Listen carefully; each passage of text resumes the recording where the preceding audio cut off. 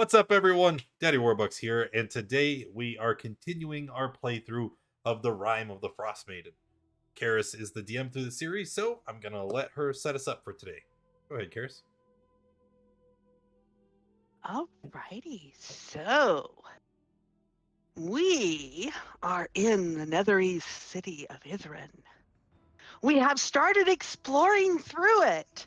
We have discovered that some of these towers appear dedicated to various schools of magic. We've seen a museum that had these stained glass portraits of looks like mages in the various schools of magic. We have encountered some inscriptions that seem to be instructing something.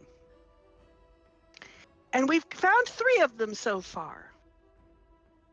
And we interrupted the supper of 3 nice little old ladies and even killed one of them last time, but got our comeuppance when leaving their place and heading off to go gather some wood in the arboretum. We were ambushed by some drow.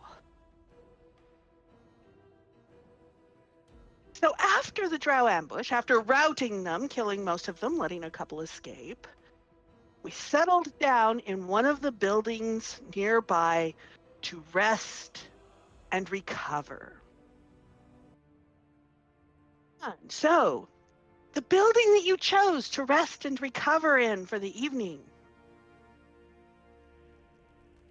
Digging around in and amongst the rubble, it looks like this had once been a tavern.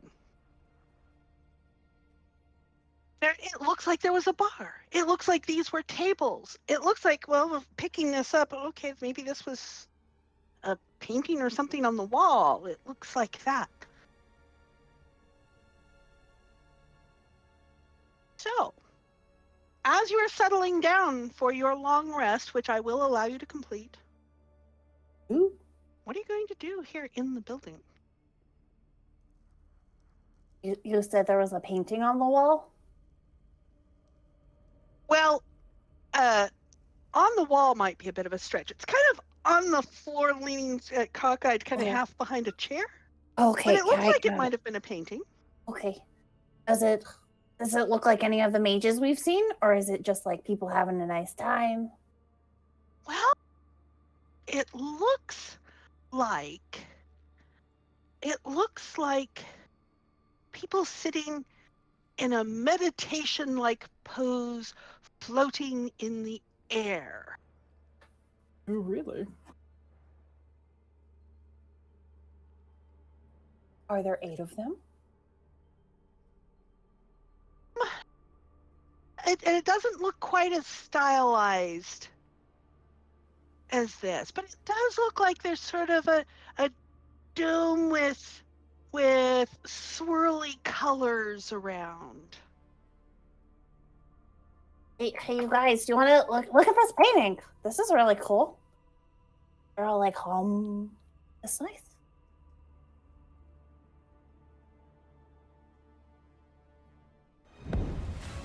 Let's, I guess, investigate it. Let's see if I can figure out, maybe based on the clothing and stuff like that, if I can figure out anything about them. How bad is the wear and tear on the painting? Well, it is pretty kind of dimmed and grimy, but you can make it out pretty well. I mean, there's a few scars and stuff where it looks like it crashed against the edge of the chair as it fell. You can give me a history check if you want to see what you can make from it. No, I wanted to try something else. Okay, what would you like to try? I'll give it a history check. Single break or tear.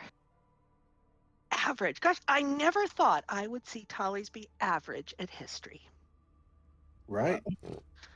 Oh, well. So, well, I mean, putting together with some of the other things that you've kind of seen in the towers and all, they actually look kind of like the people that were in the crowds in the stained glass ceiling at the museum. So not the portraits, but it looked like, these were just sort of generic people.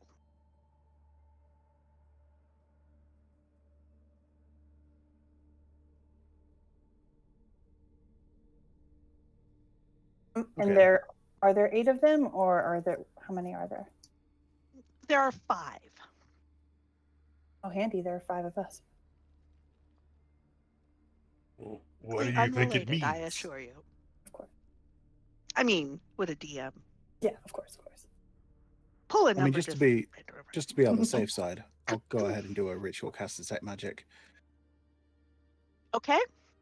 So while you're setting that up, and Andwise is attempting to mend the thing, it's like, okay, that marred area where it looked like it scraped the chair as it fell down, kind of fills in, and what you're trying to fill in with the paint, it doesn't seem to add any particular detail to it. It still sort of fills in some of the swirly colored background. Meanwhile, what are the others of you doing while those two are looking at the painting? Azathoth Landar's pretty much looking around, just amongst some of the rubble that's within here, seeing if there's anything of note, any types of hidden floor, anything, hatches or anything. Okay. As you poke through the rubble, you do find kind of a globe-like thing in sort of swirly blue colors on one side that appears to be maybe a crystal or glass or something. It does appear to have a crack in it. Well, I'll pick it up and mention over to Tally's, like, have you seen anything like this before? I mean, I'll take a look. I'll probably just, I'll be. Yeah, you've seen doing something this. like that before. Oh, I've seen. Oh, yeah, drift clubs. Oh, yeah. I don't even break concentration with the ritual cast. I'll be like, oh, it's a drift club. Yeah, it's like it can hover around on its own. It can generate light. It can also occasionally generate a bright flash of light, I think. But it was cracked, correct? It's cracked. All right. Well, I'll try to repair it with mending. Okay. So Tullies, as you are concentrating on your ritual of detect magic, some of the dust on the painting appears to have come off of something magical. It's like, third or fourth hand magical dust. There's nothing magical about the painting itself. The drift globe does still radiate. Oh. Let me see, what kind of magic is it? Location? I mean, I would think so. Yes, evocation.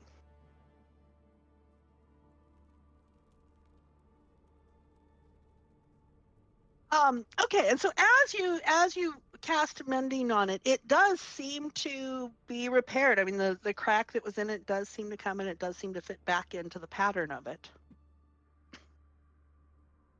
Meanwhile, Azathoth, what are you doing?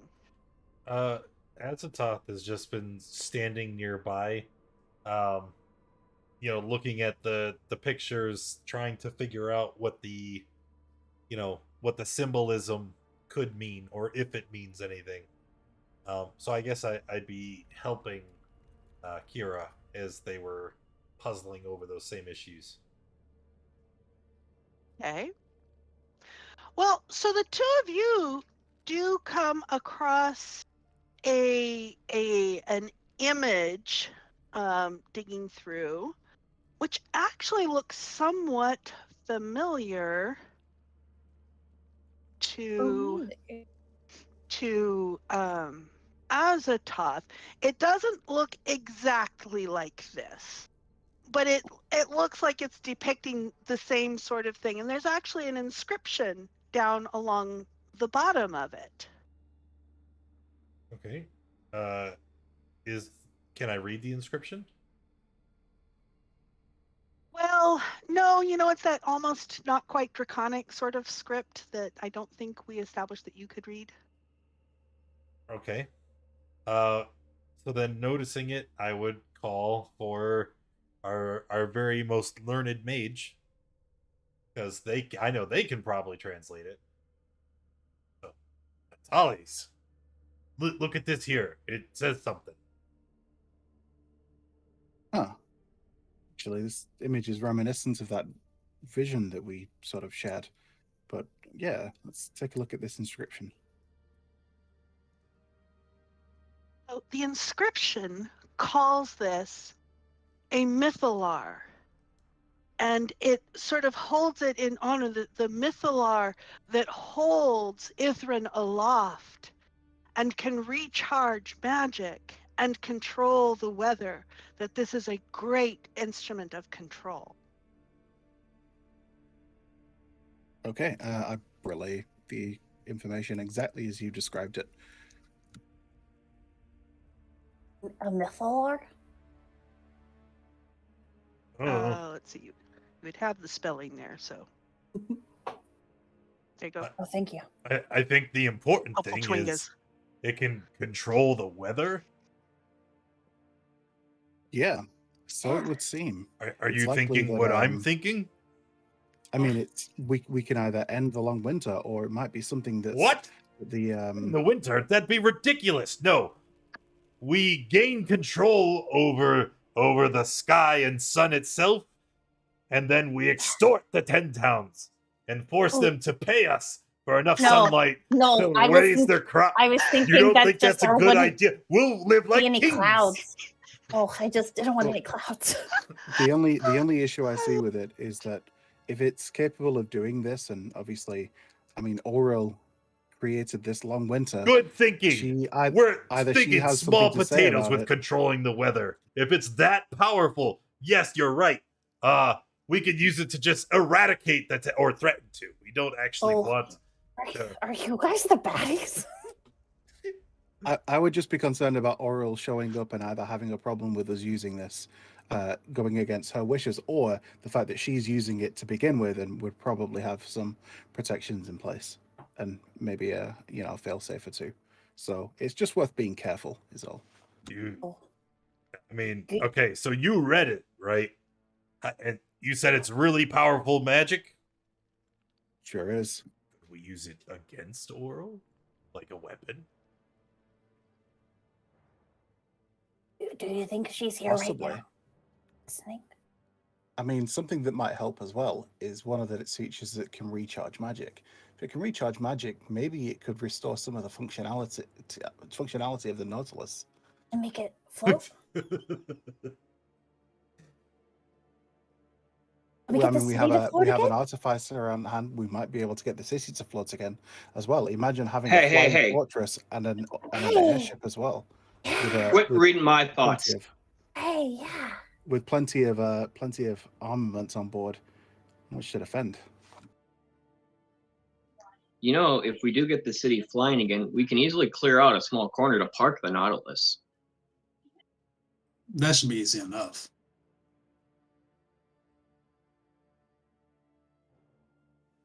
So we have to get to this thing, and this thing's in the center of town, right? And it has the domey thing around it. Is this the glowy thing in the middle? Right? I believe so. Okay. We got stuff to do. It does kind of look like it. Oh. Let me switch you over to the map, Okay. which shows the glowy thing a little more clearly in the middle. So we're gonna walk over to the window and oh yeah, that's totally it right there. Yeah. Look at that thing. That's there. Well, how do we do these stinking towers? I don't think we've actually solved any one of them yet, have we? We've solved 3. Solved or just visited? Solved's a generous term. Yeah. We got information on some towers. We got stuff we know we need to do. We got to go to I don't know if this is a garden, the conservatory. We got to get a wand from the Nether Oak. Mm-hmm. Mm-hmm. Mm-hmm.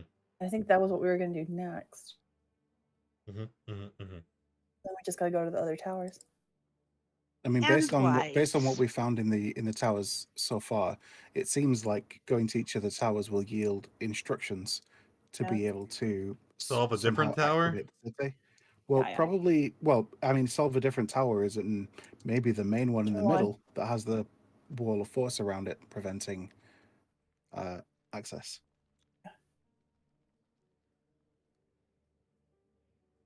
Handwise, as you're standing up from the painting and brushing off your hands, something over on the wall behind what looks like rubble of the bar kind of catches your attention. Your eye is attuned to notice things like notices. Oh. And yeah, it catches your eye. And it doesn't have any images with it, so it's probably not a wanted sort of notice, but it does look something official.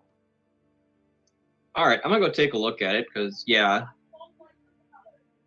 Have we You're right. determined, is anyone other than Spartan able, not Spartan, Tali's able to read or speak the Netherese tongue?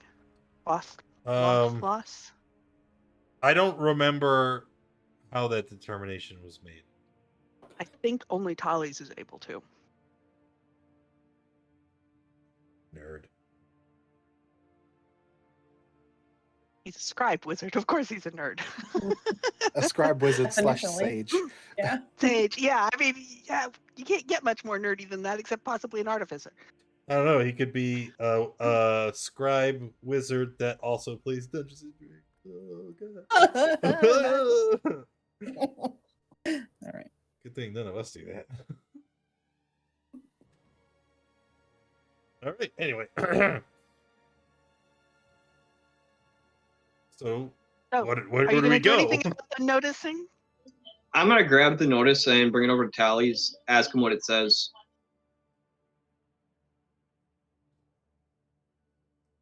I'll read the notice.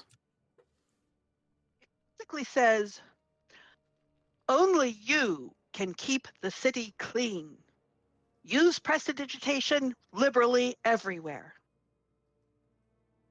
It's just a notice to keep everything clean and tidy. Are you sure? Yeah, it even suggests using prestidigitation to it's a minor sort of arcane spell to make sure that everything is spick and span. Do you I want guess- to I use guess it they on the were- notice? I Does guess this see they what were happens? clean freaks. Anyone have prestidigitation? I do not It's know that not- spell. It's not within my repertoire. Like the only wizard ever that does Yeah, that. right? Party of 5, mostly casters. No prestidigitation. Yep. Well, And Oh, as well. you continue to sort of poke around, over in one of the, with the rubble, give me kind of an investigation check. Let's see how thoroughly you're searching the floor area. Absolute average. We are an average party tonight. Excellent. Okay, so digging around under it, you see some more crud. You see some what looks like broken crockery, and you actually find another one of those globes. This one not cracked. Now, I'll pick it up and be like, "Hey, there's a second one that seems to be where they may have stored a few of these. Might be more to find." I'll start moving some more stuff around, see if there's anything else I can find. You do find one more kind of in the opposite. It looks like this place was probably largely lit by them. You see a completely shattered one underneath some harder and sharper rubble. The whole thing that looks like it came down. That is an absolutely good point, Tallies. I'll just start pointing out. I was like, it looks like this entire place was lit up by these little things. I don't think you're. I mean, right at the moment, you're kind of distracted because everybody keeps bringing things to you to read. Yeah. And my passive investigation is 11, so you know if Yeah, I find anything, his let is me know. 19. He's Oh. got. Oh, Man. ooh. That's cool too, I guess. I have a Yeah, he would perception see of all the things if 17. you weren't all pestering him. Dollies. Hey, Dollies, what's that say? Is that a marking? What about this over here? Dollies. Okay, that looks like just graffiti carved into the table. Sorry, there's nothing interesting about that. Oh, is Okay. this? I just want to just double check. Is this during or after the long rest?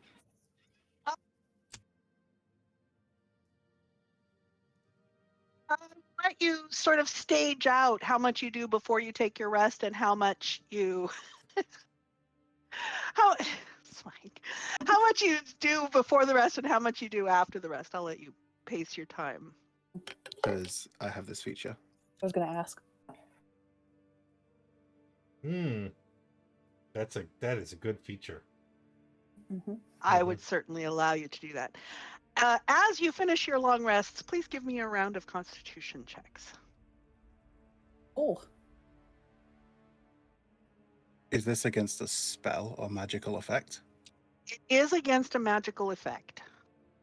you said a check though, not a save. It should be a save. Actually, you are correct. Okay. It should have been. Okay. It should be a save. Okay.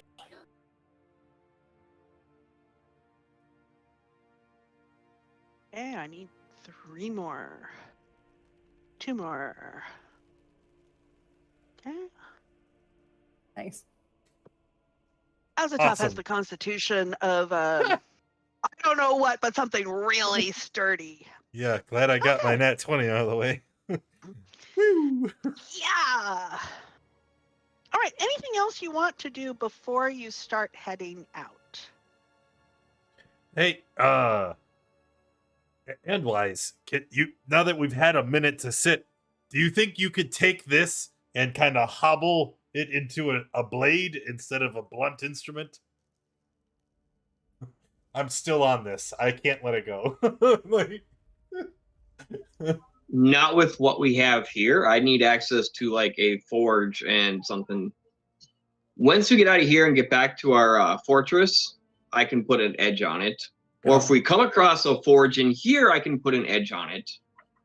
But right now, it's a blunt weapon. Sorry. dejected, Azathoth will leave you alone.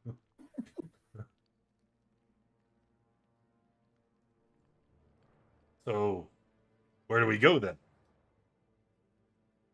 As you are stepping out of the building, Uh-oh. Oh, well. So go because ahead. all of this Go is ahead going before on, you do it. I'll go ahead and use a little prestidigitation to clear things up. Oh. So once we kind of determine that, I'll say, "Oh, give me a minute. Let me just shift some things around," and I kind of whip out my spell book and just start like waving my feather over it, deleting some things, changing some formulas, and I'll say, "Okay, let's give this a try," and poof, start cleaning all the dust and the dirt off the painting and off the sign and off all of us, in fact, as well. Keep us nice and clean. Oh, thanks. Just this little twitch. Oh, bother.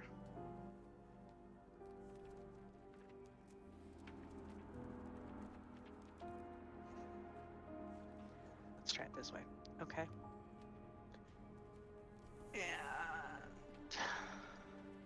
What does your prestidigitation look like? My prestidigitation for like cleaning things Hmm. feels just like a warm, misty wind. It's not. It doesn't feel like clammy, but just it's kind of like a sea breeze. Oh, that's nice. ooh, I like it. Oh, this is cozy. I like it.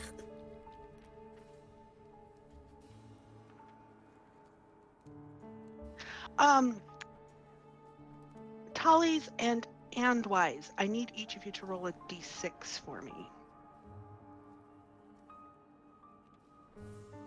Actually, I need everybody to roll a d6 for me. No.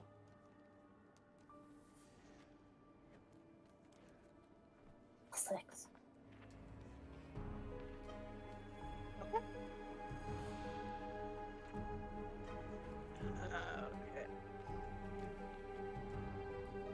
And I rolled a 2.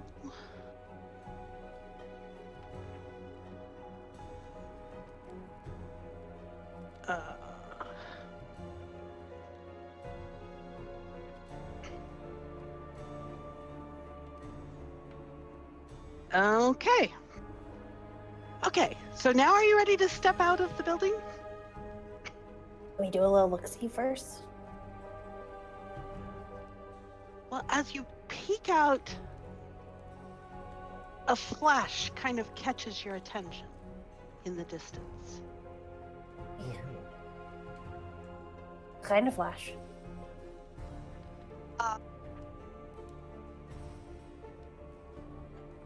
Well, I mean, it's kind of the yellow of fire, some sort of fire thing. You could give me an Oh. Arcana check. Oh, sure. No problem. A 4. You had not seen this sort of stuff before. Oh, I've never seen a flash like that before. I'm gonna go find it. Yeah, Oh. Azatoth, you know what? This is exactly like a fireball went off over here. Let me put I have a little marker. I got a little marker. Let me put the little marker kind of roughly in the area where you kind of saw it going off. Now it's at quite a distance. You can't hear anything over there. Those of you who are extremely perceptive, like Kira and especially Andwise, although that's a tough too. You can see there's something flying. There's a couple of things sort of flying over there and diving down. And then another flash of fire flashes down from up on this tower down below. Go ahead. Isn't that the domed ceiling that we fell through when we were fighting like Yeah. flying monsters? That is. Yeah. This seems to be over by the tower over here. Yes, that was the museum. There's a skirmish over there. Something flying about and looks like spellcasters attacking them. Probably Could be avoid Mothra. them. Yeah, I don't. Do we want to avoid it? I mean, do we have a reason to go over? Or maybe we could wait until after the skirmish, wait until one side is vanquished, and then plunder the corpses. Good thinking. That's a It good takes idea. you about 30 seconds or so to discuss this. It all seems to die down. Oh, yeah, that's 5 rounds. I mean, that's all good. While this is happening, Ghosty Boy's going to start flying over, just kind of, using the buildings as cover as he goes, because he can get up to 300 feet away from me before. Okay, and I saw you guys Anything measuring, but I else? wasn't noticing the distance. How far is it? Like 400 Oh, feet. so he can get to here. Okay.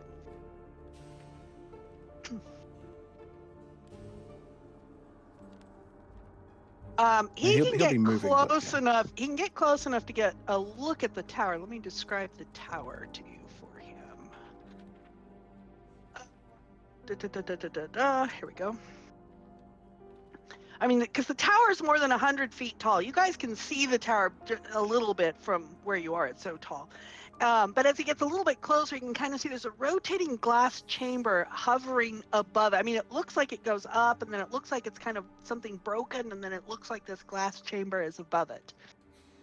And the glass chamber seems to have these pointed pillars kind of wrapping around it, and it kind of gives the thing an appearance of a floating crown for the tower. Yeah. From where it can see, can it see an entrance to the tower? There's too much in between it. It's going to be down here somewhere. There's too much in between it and the entrance of the tower. Okay. I mean, Can it see it does anything like it around does here? look like 'Cause if there's. this is- I mean, there are probably holes in that. It doesn't look like it's completely closed off, but around the base of the tower, you can't tell. Okay. So what about around here? Because obviously if he can get up to like here, he should be able to see like where this fireball There's- went off. So So there's going to be, or do you remember the map of the city streets that we had where there were sort of buildings and the roads kind of went through? I mean, so the line of sight is obstructed. okay. You can't get close enough to really see. He doesn't see any motion or anything appearing to happen where he is. Well, as we start getting closer, since we said we were going to go investigate once it died down, and obviously he's not going to get there super fast because he only moves 30 feet around. Okay. So as we get closer, so can he. Okay, so you are heading over to investigate. I shall. Well, actually, I should ask the rest of the party. Tolly's is going to investigate. Are you all going to investigate? Are we going? We need to stick close to the one that can, read all this stuff, because I ain't got a clue. Okay. And I'll pull out a little bell and I'll blow into it and I'll cast Pass Without a Trace on us. It's a quiet bell. Oh, very nice. Get close. All right. So Ghosty Boy will see this ahead. I'm moving you back over to the street map. This does not look exactly like the place you guys were ambushed, but and you can arrange yourself as you will. As you come, you do see there is scoring of where fire went off, some other magical effects. You see a number of dead bodies. Oh no. What do the dead bodies look like? Well, let's Probably see. like humanoid. There's crispy. a dwarf, and there's a tiefling, and there's 2 elves, and there's a human, and I think that's a gnome maybe, but he's kind of crispy. The There The- is a drow. If you look up on the Ghosty Boy, if he looks up on the roof, can see that there's also a drow. Okay. So Tallies will say to the party, the imp had mentioned that there was another adventuring party around here. I took it to mean that they probably saw the drow that were running away from us, but if there's another adventuring party, All there's like black? Oh. elves and dwarves and things like that. Yeah. I mean, adventuring parties usually have some good loot. However, they were exploded around the tower, so if we are going to get closer, we need to be really careful. Ghosty Boy can try and float around and investigate, since he can't be hurt. He also can't touch to move them. So yeah, he can see. It looks like several were badly injured by fire. Some were. You do see. I know, Tallies, you weren't here last week, but the others will recognize it where that looks like a necrotic explosion, like the drow had done, where they had the blackness that then exploded. You see one of them was affected by that. A couple of them were just cut down, looks like from blades. Depends on how close you want to get, as to how much information you get. Did it look like the drow were fighting this adventuring party, or did it look like something else was going on?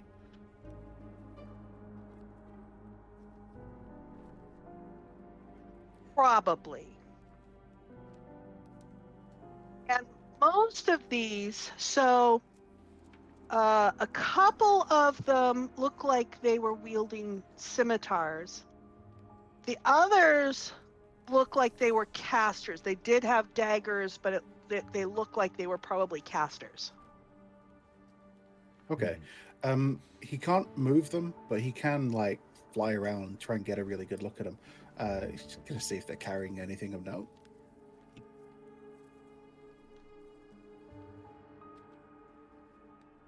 Well, you can see their daggers and scimitars. You can see their sword. I mean, like, so They're like not ones that were wearing much in exploded the by way of- fire. ones that were like exploded by fire. Like, do they have a cloak that's still in perfect, pristine condition? Stuff like that. No. Boots that seem unnaturally clean and. You're a and sneaky one, Spartan. You sure? There's nothing? Not a cloak? I thought there was a cloak. You said a cloak, right? No. Nothing that he can detect, unless you're In that casting case- detect magic. Oh, actually, even detect in magic. it, Pick this up. okay, Sorry. well, You didn't all right, hear me cool. say Now that. you just saved me a spell slot. Yeah. I'm actually going to do it anyway. So I'm going to cast detect magic as a ritual, but like once per day I can cast it as an action instead of a ritual, instead of taking 10 minutes. So I'm going to do that, and but I'm also going to channel that through Ghosty Boy, so that cast it from Ghosty Boy's position. So Ghosty Boy has detect magic. Okay. He's gonna fly around, look at them, and then see what he sees first of all. So I mean, if this is most of fire. what he sees, he definitely sees traces of a magical battle that took out that was around here. And one of the things I just realized, what school would this be? She largely deals with. Okay. It looks like we had a mix of fire and cold in the area. So largely evocation type stuff. Oh, do any of the There's casters hold a books, faint Hold what? and the books or scrolls? Ah, Billy. no books or scrolls. However, actually something he would notice, the non-drow, when he looks really close, it looks like the corpses are frozen. Okay. I mean, frozen solid. And that combat was a couple of minutes ago. And they are now frozen solid, even the ones with scorch marks. That's interesting. And while we're still sort of approaching, he's gonna fly up the tower, up to like the top, see what he can see around, see if there's anything Okay. cool. I did also want to say he's going to pick up a trace that you're going to recognize as the cursed Shardlin on each of the humanoids except for the drow. Just a tiny bit. Okay. Largely at their upper chests or necks. Okay, he's going to fly up. Oh, I need to actually look. Okay. Alrighty. And he still has detect magic going. Yep. Okay, so there is a bunch of magic on the. I have no idea what would this be. Flying, levitation, that sort of stuff is. What is that usually? I want to say It's either transform. I feel like that's yeah, wrong. it's either Transfiguration. trans or it. Yeah. Yeah. Good. Yeah. Let's see here. That is transmutation. That's what I was thinking. Yeah. So he's got transmutation in the mechanism of there. There is some powerful magic inside, and Ghosty Boy gets up to where he can see. There is a woman inside that he can see who has a lot of magic. I should have a handout for her.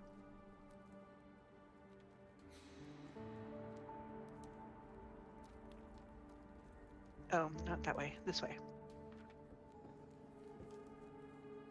Ooh. Hi. Okay. So a couple of quick things then.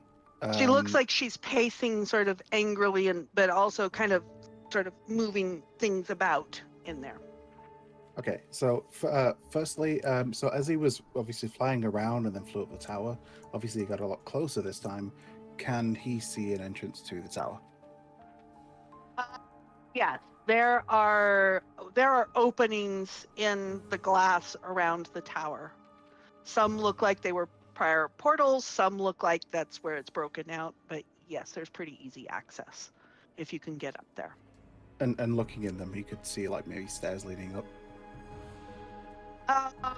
You can't see stairs leading up to the floating thing. There doesn't seem to be anything connecting the floating thing, and it's about 30 feet. Yes, And 30 is she feet. is she above in the, it. the floaty thing? She's in the floaty glass chamber, yes. Okay, so Ghosty Boy's gonna fly up. So if we are And it if is we're slowly advancing, rotating. if we're advancing from like this side, Ghosty Boy is gonna be hovering around this side, and he's just gonna fly around waving at her, seeing if he can try and get her attention. That's just one of the street lights. You've seen it. That's not the tower. The tower is actually here. Let me briefly move you back to the Necropolis map. So this is the tower here. The base of the tower is about, yeah, good, probably 20, 30 feet across, tapering up. Okay. With the, yeah, here's the doesn't- floating thing on top. Yeah, not going to change the plan.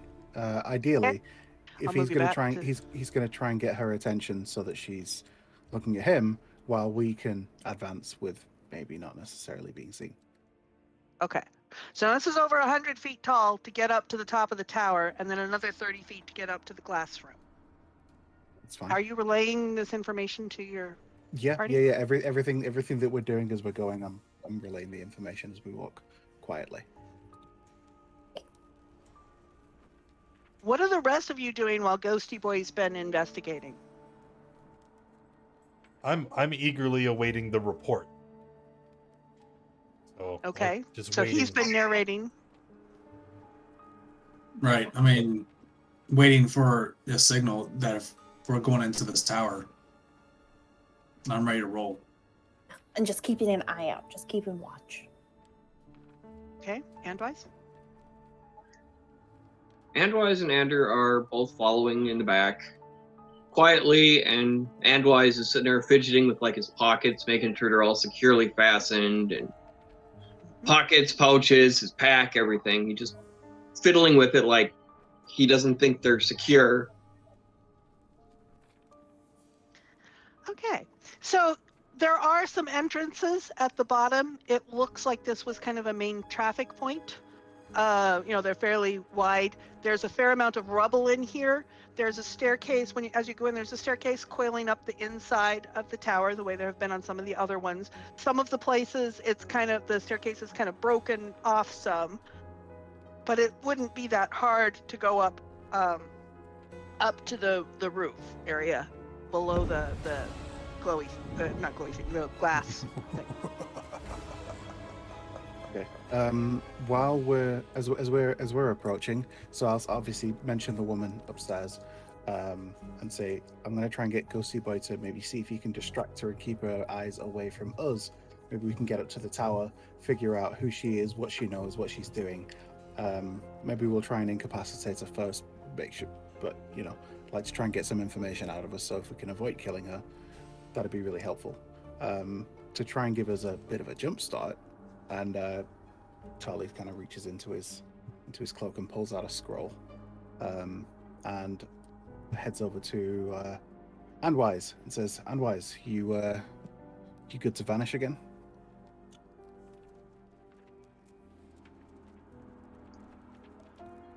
All right, Andwise is going to look up a little leery, a little suspicious about it, but okay. Okay, I will use my scroll because I can create a scroll with a first or second level spell every day, and once again cast invisibility on Andwise.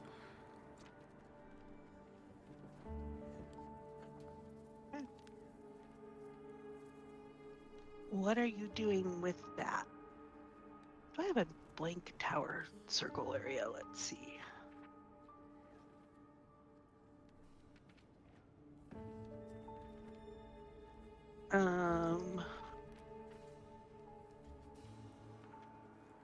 Okay, so actually, tell me what you guys are doing here. Let's. So Tally's suggests that we go into the tower, try and see if we can get up there. She's somehow managed to get into the glass bubble at the top. It's likely that there's a way up there from inside the tower. So, we can still advance quietly while under the effect of Kira's Pass Without Trace, while Andwise is entirely invisible, so that if anything happens, you can get the drop on somebody to try and solve this quickly. Moving on it. And I'm assuming everybody agrees with this. As a top has no strong opinions. Okay. So as you get up to the stairway takes you up to what had been the roof, and it is very clearly ruined here. There's very clearly parts broken off. It's in really bad shape. Looks like some stuff landed on it. There's a lot of really heavy rock rubble around here, and the glass room, which is it's about maybe 20 feet across. The glass, or maybe more. The glass room is 30 feet above you from there. I am going to move you to.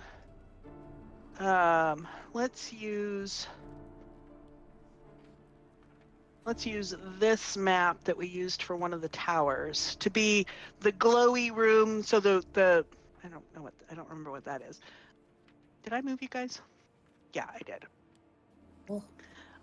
So what we'll do is that we've got the ruined roof of the tower below. We'll have the glass room here. Let me add. What's her name? I can't figure out how to get rid of that blue line. I can't figure out what layer it's on. What? I thought it was on the map layer, but here, let me move that aside. And oh, yeah, it was on the map layer. Okay. There we go. Okay. And I'll put her crows hopping around. So there's a bunch of rubble around in this room. So you guys are 30 feet below the room. Ghosty Boy, where is Ghosty Boy? I need a Ghosty Boy token. Do you have a Ghosty Boy token handy, or do I need to find him here? Here's Ghosty Boy. Spartan, you can put Ghosty Boy wherever you have him looking. I need to know, how are you guys planning to get up to... The stairs, I think, was the plan. No stairs between here and the glass chamber. It is a loft. How far away was it? 30 feet. 30 feet, you say? Mm-hmm. And we can see into the chamber because it's glass? There is a floor, but you would be able to see into the chamber from around the outside. The outside has got these sort of stone-like pillar things kind of wrapping around it a little bit, but it is otherwise glass. Does there appear to be an actual entranceway into the room? Tired or of is it this! entirely- Azatoth shouts as he casts Scatter. Ew. Okay. Choice. Uh, Powerful choice. Okay. Five creatures of my choice that I can see can teleport up. So, me, Kira, and Wise, Kales, Landar. Invisible. okay. Oh. Quivers. Well, fine. Then I'll take Andor. You get to stay out. You teleport each to an unoccupied space that you can see. Okay, this will put you kind of on the edge, because of course it's above you, but Sure. Ah. base must be on the ground or a floor. All right, so we'll place everybody up there. And what is her perception? Let me get her perception here. What is her Pass without a passive trace. perception?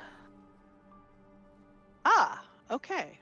Pass without a trace, but you're not being stealthy, and he's shouting Yeah, no. I shouted from the floor. below. Oh, we were quite So Ghosty Boy sees her sort of lift her head and kind of turn to stride over towards that side of the building. And so do you place the people basically directly above where you were? Wait, why are we missing somebody? 1, 2, 3, 4. Uh, Tallies. Where's Tallies? He's not on the map. Oh, that explains why we didn't have Ghosty Boy here. Haha. Right.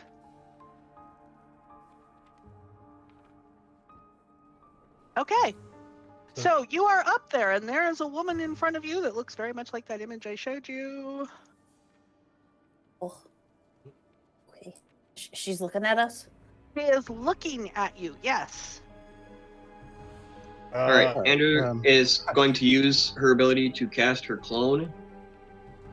Actually, Over yeah, here. guys, you can see, you can't. Oh, yeah, he was invisible and you didn't do him. Her clone is over here. And she looks, and she Well, looks cautiously at you. Go ahead. Tali is going to, through Ghosty Boy, is going to cast a spell at her. Actually, no, Do no, you even not. know if she's hostile right now? Yeah, no, actually, he's not, because I want to keep invisibility for as long as we can. So never mind. Just wave my trunk. Hi. So she sort of looks. She looks sort of cautiously at you, and she does kind of an evaluation. As she's evaluating the group that just stronger than appeared, the I'm gonna last hold out lot, my yes? arm, use an action, and summon the pacemaker. You look stronger than the last lot? Is that what you said? You aren't Wait. drow anyway. Oh, I'm a And I Loxodon. thought I killed them all off. You're not like Drow? So, who exactly The are you? ones. You're the ones I was behind. You came through the caverns and left a trail of destruction in your wake. Yeah, She that'll gets be kind of a us. speculative them. look on her face. Both of them. I've been here.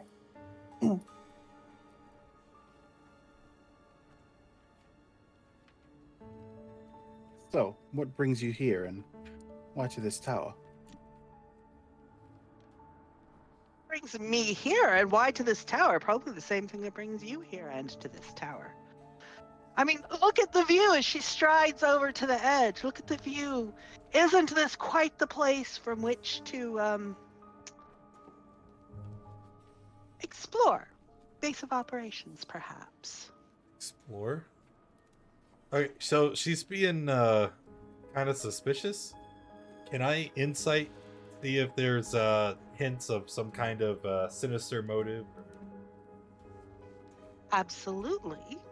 Okay, so And yeah, and Kira, Ah. of course, has a really high passive insight. Yeah. Yeah, it will.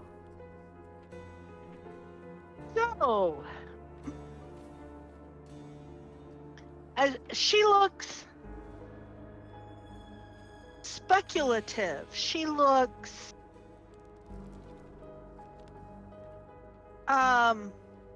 she wants something. And she's probably willing to do whatever in order to get it. She's not terribly concerned about consequences based on what Azathoth and Kira can tell. I mean, think about it. This was a Netherese city. There's got to be plenty of here to plunder and maybe share. Yeah? share. Say plunder, yes, but I don't know about share. Oh my sharing. Well, it could be a race, perhaps, then. Whoa, Ooh. that's not okay. Can't like split up the plunder based on race. I don't know why you would even suggest that. What As in kind a of plunder? competition, you idiot. That's not what you said. What kind of what are you looking for? The That first to the plunder gets to keep it, is what I'm trying to say. Good lord. What if we It's the just kill plunder. you and then we can take our time to get to it? Why is the answer always murder? Have you met us? It's an Recently. easy answer. Very recently. You were saying? I was just saying it's an easy answer. Now you did cast something at her. What was it? No, I didn't. I was going to, but I Oh, didn't okay. want to end invisibility, so I chose not to. Okay. I was asking her, what are you looking for? What's your particular plunder? Magic items. Oh, Girl, don't you know anything about the Netherese? yeah. You were among the stars. I know they're dead. Too. That too. Well, they might be dead, but that doesn't mean all of their things are. I know that their things are not dead. They've been attacking us down there. Yeah. So, are you with the Yeah. party that was down below the dwarf and the gnome and such? They were among my companions, yes. I have to ask. Do you work with or for the Arcane Brotherhood?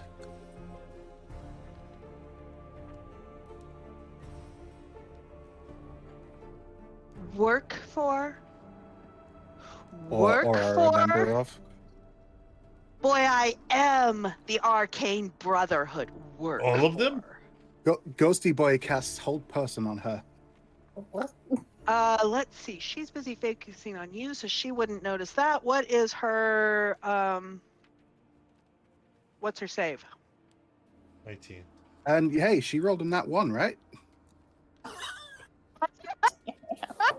That's Sounds what it good. looks like. I don't know, Oh. man. I don't know if I'm I'll that ask scared her. where I want to blow her. Hang on. Did Does she have advantage? Oh man. I'll leave it up to consensus of the group. If Did you she say roll so. that one? But if we need it later I mean- and we don't have it, it's your fault. I mean, All right. I'll eat that. So she was. How do I do this? She was caught completely off guard by that, and she was held. Okay. We need to take her out right now. I guess do? initiative. I'm holding the Oh. pacemaker currently. Yep. Whatever hits hardest. Let's do it. Okay, how I long mean, do you does want that initiative or just? last? Oh, so it lasts for a minute or until she like successfully saves at the end of her turn. Okay. Ah, sweet. Yeah, you guys can roll initiative. It's gonna be 10 rounds before she can do anything. I think. Well, actually, does her? She You gets can a roll at reward the end of her save. turns. She gets a save every time, a wisdom save Yeah. every time. Okay. Every turn. All right, so I will go ahead and roll initiative for her. Let me. This doesn't feel very sporty. Dollies, why are we so afraid of this one? Well, remember Evelyn? Mm-hmm. Well, she's like the boss of like the group that she was part of. And you remember how much of a bitch she was. Mm-hmm. I also remember she wasn't very much of a threat to us. That's true. I mean, we don't have to kill her, but we definitely need to at least knock her out and take off, everything that she's got that she might be able to Do I use get to against use us. my dozens of manacles again? Yep. Always, you start us off. Okay. I don't know. Oh, it did work. Okay. So, what are you doing with your 6 seconds here? Yep. Let me just see if I've got a single target spell I can use real quick.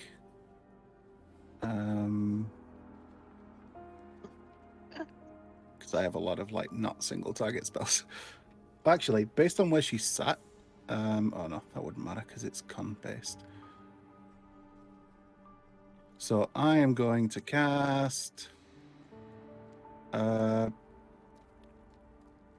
I'm just gonna hit her with a. Actually, no. I'm going to ready an action to use Firebolt.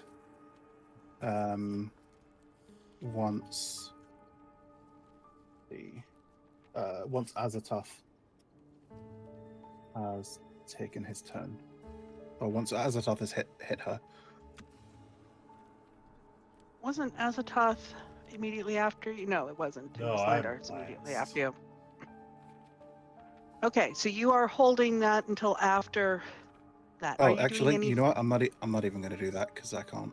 I wouldn't be able to concentrate on whole person. So nope. I'm just going to concentrate on whole person. I'll dodge this turn. Okay. So change of plan there.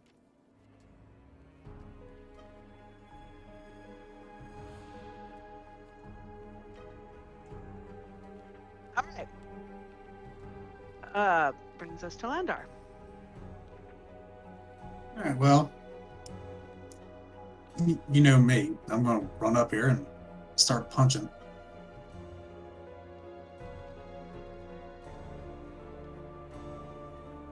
All right. Yeah, Wow. And that's gonna hit, and it's an automatic. Well, I mean that's a Well, crit yeah. anyway. Yeah. You have advantage because she's paralyzed, and it's an automatic crit. And okay, so that's oh come on, give me her. There's her stat block. All right, it clearly damages her. with that, I'm going to do a stunning strike so that way she's stunned during her turn as well. It needs a con for 15. Con save for 15, That's an insult on that injury. which she fails, so she is also stunned. Yep, stun until the end of my next turn. Okay. Anything Then- else? More punches. Oh, remember advantage. Mm-hmm. Right. Okay, that's a hit and an automatic crit, so I'll take both of those. Okay. Oh wait, one of them it wouldn't have the additional thing, so I need to take 3 off of that, or add 3 back to her thing. Okay. Anything else, Landar? All right, one more hit. Okay. That's it. For another 9. Thanks. Okay, she's you come up and are absolutely pummeling her. Handwise. All right. During the talk, Ander flipped places with her clone, and she came over and lowered a rope, knowing I was on the lower level. She just didn't know where, and the lowered rope was basically a signal to Andwise that was the safest way to get up there. And then I started climbing the rope, and then tallied through the whole person. So how far up the rope did Andwise make it? Let's see. You don't have a climbing speed, so it would take you 2 rounds to get clear up.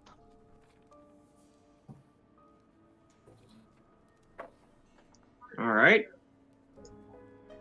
Or I guess one if he dashed, right? I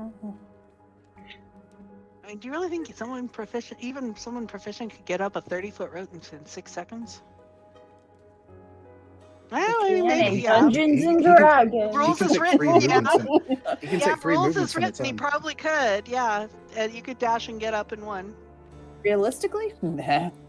You want the acrobatics roll to see if I make it? Sure. All right. I'm going to use the inspiration on it, just to be on the safe side. Okay.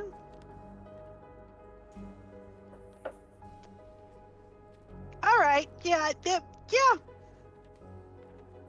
should have made you do athletics. Actually, it's a strength thing, pulling yourself up. But I didn't say that, so here we go. All right. So you make it up. I'm going to say you can't do anything else. You're going to use your movement action bonus. You're going to use everything on that. So that was what Ander did. What does the clone do? Go ahead. Well, Andrew lowered the rope before the combat started, so she still has her turn.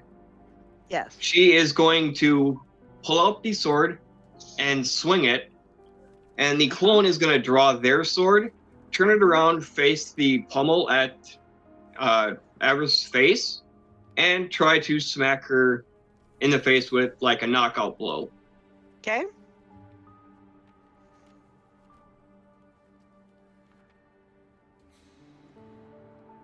Okay, give me some damage.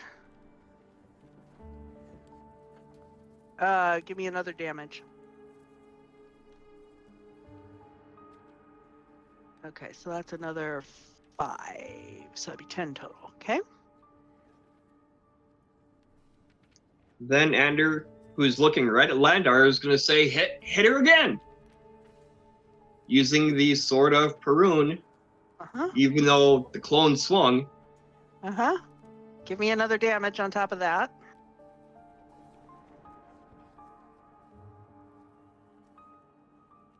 So another 3. So it'll be another 9. Okay.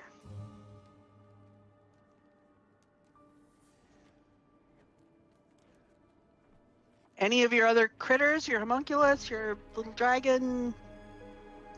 Nope. It'll take an Okay. action to get the dragon out. The homunculus ain't going to give my position away. And Ander is not going to use an action surge, so that's it. Okay. So as this has clearly come to pass, some of the rubble starts moving. As these come out and they are going to start moving, they are going to fly and attack. And they're both going to come over here. They're both going to attack Landar. Oh, here it is. I already had it out. All right. So the first one is going to make actually both of its attacks against Landar. It is going to swipe at it with stone claws, and it is going to try and chomp at him. The chomp probably hits. Well, in reaction, I'm going to cast shield. Does the chomp hit if you cast shield? Nope. Okay. So then the other one is going to claw at you and is going to actually bite at, that's the clone next to him right there, right? Yeah, that's the clone. Yes, it is. And it's going to bite at the clone. Does that hit the clone? And the clone vanishes. Okay. That will bring us to Kira. Okay, I'm really am glad these gargoyles showed up because I didn't want to hit somebody who was frozen in space. So I'm gonna just pop over here and I'm gonna explode in light and take on my archer form. And I'm gonna send an archer beam at my gargoyle friend here. Okay. Oh, I am also going to say that this raven over here comes and squawks in your face. My face? No, in Android's face. I haven't You're made invisible. any. It doesn't. Yep. Yeah, sorry. Anders' face. Okay, your archer form 16 is, I'm sure, going to hit. Yes, it does hit. Okay. You are not within 5 feet, so that is not an automatic crit. Nope. Oh, I'm hitting the gargoyle. I'm not attacking the You're hitting the lady. gargoyle. That is correct. You are. You did say that. Okay. Stars druids are the best. And then for my action, I'm gonna use one of my free a day guiding bolts, and I'm gonna get that get that gargoyle boy. 23 to hit for 7 radiant, and he's off. The same one or the back one? The same one. The same one. Okay, for another 7 radiant. He's lit up, and I'm gonna back away, and that'll be the end of He it. is lit up. All it for right. me. Oh, thank you. That's tough. Yes. On my turn, we are going to move forward right there. Did she? So she was paralyzed and incapacitated, right? Yes. She's still paralyzed. I did not make the wisdom save. That is an excellent question. Let me see if she is still paralyzed. She is still stunned in any case. Okay, so I'll have advantage, She is paralyzed and stunned. and it's an You instant have crit. advantage regardless. And Yes, if you're within 5 feet of her, it's an instant crit. yeah. You hit. Which Okay. I don't think you can miss, but Well, I have disadvantage on my attacks because it's size for a creature bigger than. Oh. okay, but you have disadvantage but plus advantage, which makes it a straight. Oh, makes it a straight Yeah, roll. it's a straight Is this roll, and I got a nat This 1. is a straight roll. You got a nat 1. Attack Ooh, number you have 2. Smashed your foot. Ow. I do. I would hobble myself.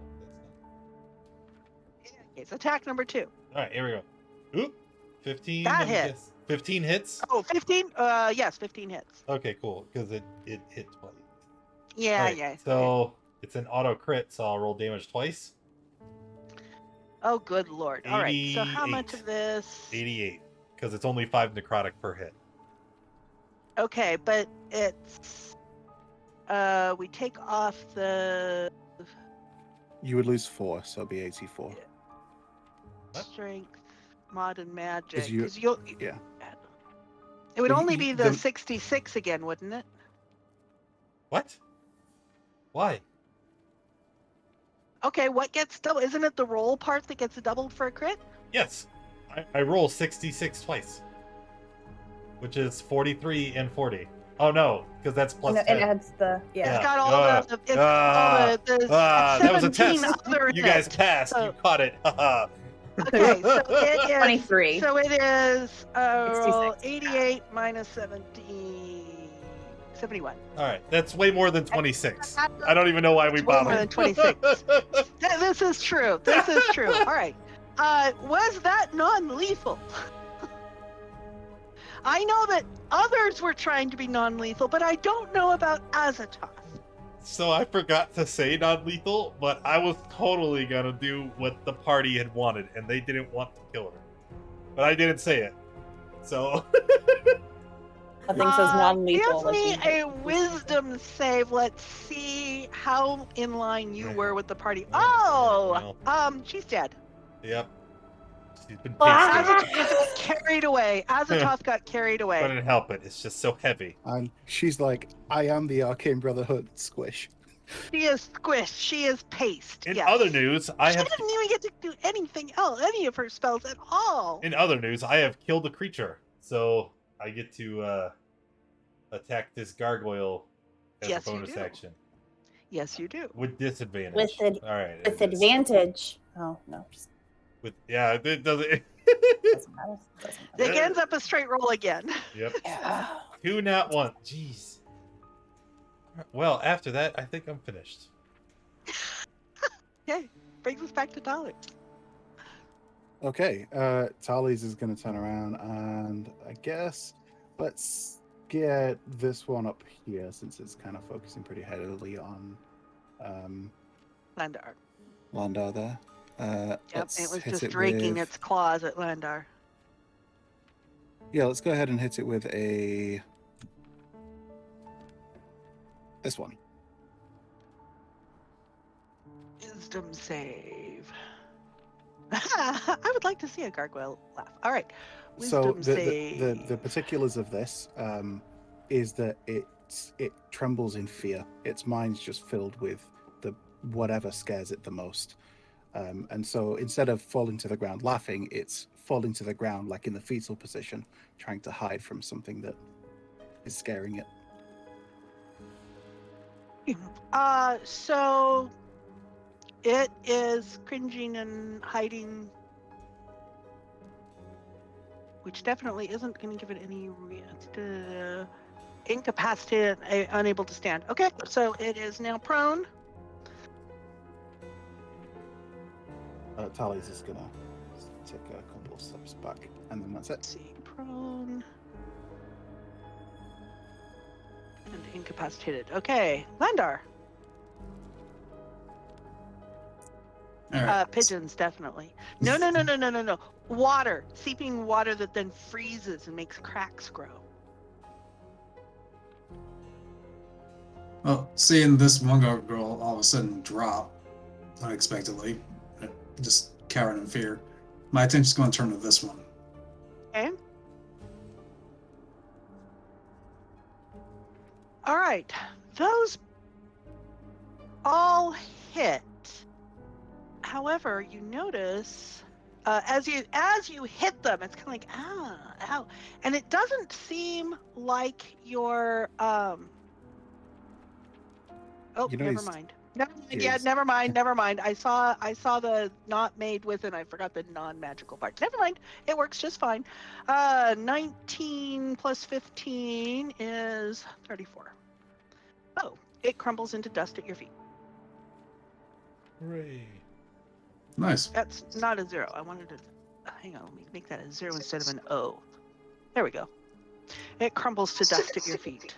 Actually, and you also notice that the body here is frozen solid as you step away from it. Okay. That's it. Handwise.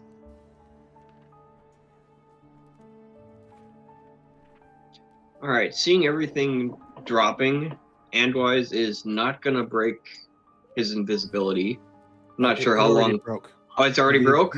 Yeah, the invisibility broke when I used hold person. So the raven is flapping right in your face. Sorry.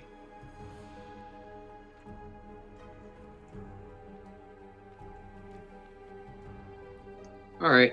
Well, in that case, I am going to take a shot at the raven who's flapping in my face.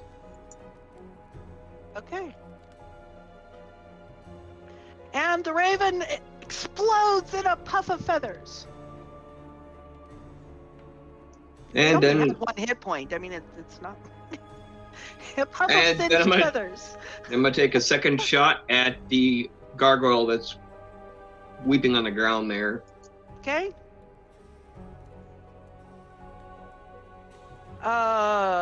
That hits. Good lord. All right. As it drills into it, you are recarving this stone gargoyle.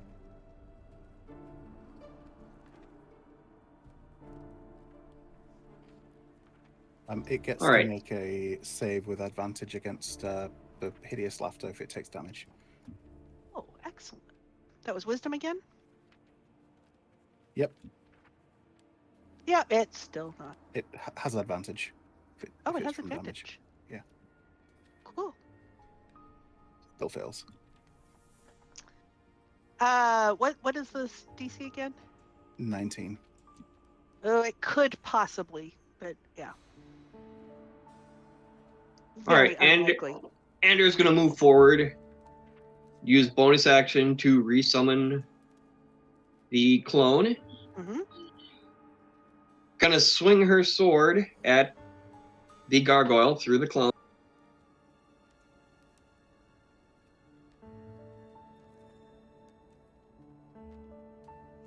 Ooh. Remember, it's prone. You have advantage.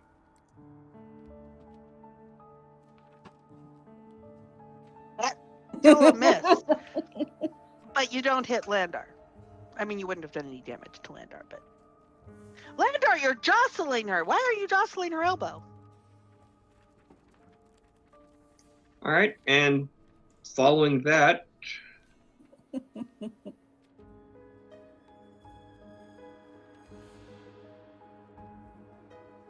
because she used the sword, Andwise will take a shot at the gargoyle again.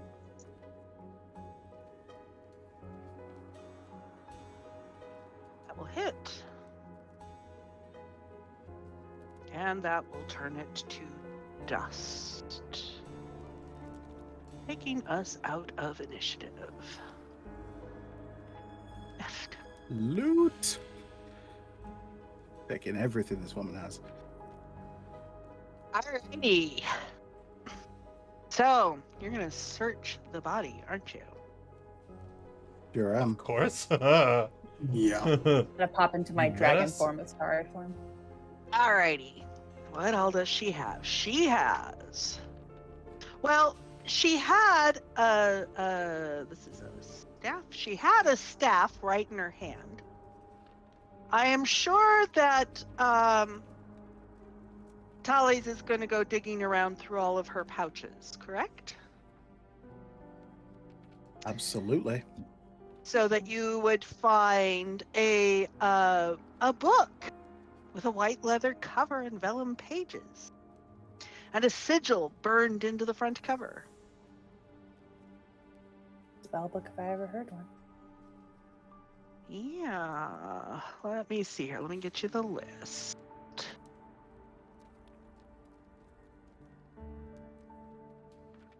How am I gonna do this? I should have known to have had this at hand. Okay, so are you going to do the detect magic thing? Sure. Okay, so I'll tell you what the... Are you going to speak out loud and tell people what you're finding? Oh, actually, yeah. No, identify was the one I was going to ask about. Okay, I mean, well, I'll identify if I find magical things, sure. But I'll start off with detect magic. Okay. Oops, sorry. That's all what stuff that's in the book. Okay. Okay. Just gonna add this to my Let's notes. see. So, magic. What do we got in this room as well? Plus, okay, the identify on the magic item is going to give you her staff, which currently has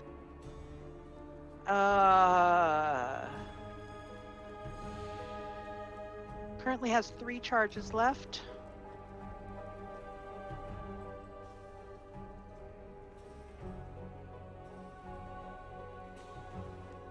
What else does she have on her? Those are the big things she has on her. And I don't think...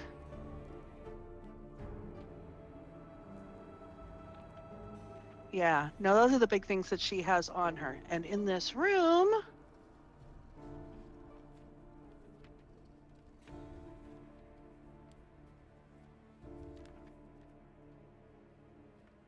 you also notice what also comes up is what looks like a non-magical wand, but it's made of charlatan, and it's the cursed charlatan that comes up on your radar as well.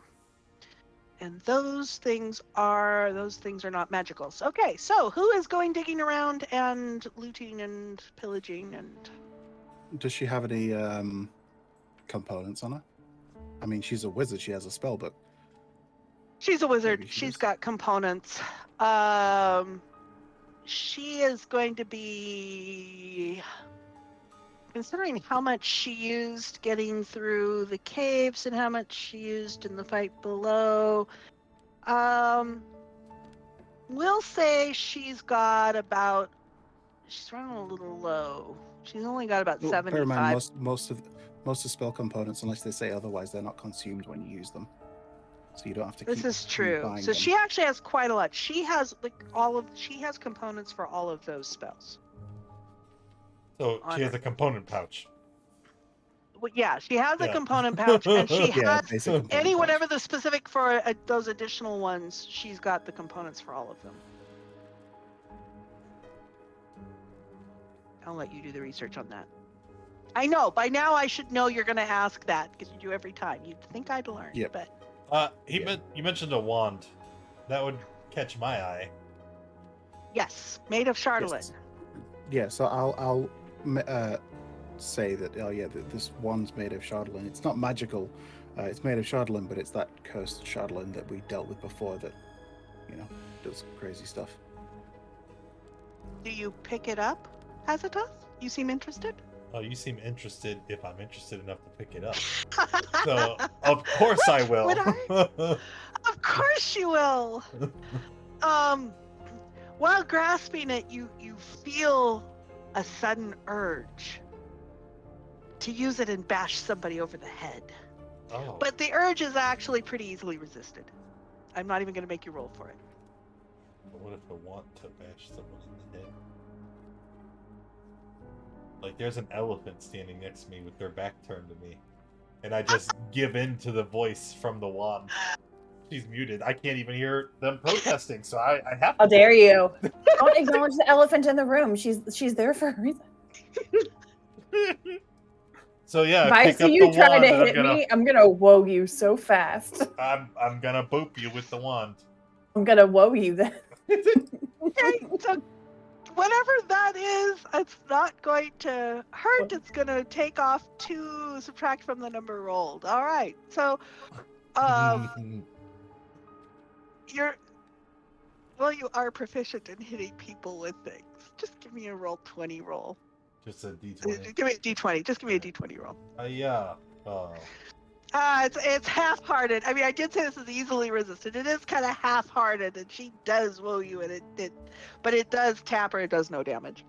So What was just that? I'm just gonna hold out the wand and blink. I'm like, they told me to. Why did you listen to it? I don't It know. wasn't very nice. Give me that. And she'll try to take it from you with her here. trunk. Have it. And it's in my trunk, which isn't allowed to wield magic items. It's not a magic item. So There we go. It's technically not a magic. Oh, did you grab it? I did. Oh, now She you hit feel me an with urge it. to hit somebody. I sure do. Inflict harm. You feel an urge to inflict harm upon somebody. Oh, I get it. I'm not gonna do it because why are I you have a looking at me strong like mind. resisted. But I get it. But like, All right. put in my bag. All right, seeing all that going on, Uh-huh. Andwise is going to disappear. Okay. I'll And go ahead you and use. do find something. Which I will send to you.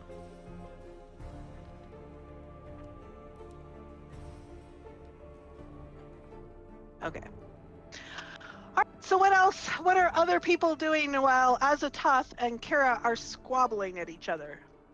Identify on the yes, and so you saw the staff. I already showed you the staff, right? Yeah. Just putting it out so that it's done. We know what it does. Right.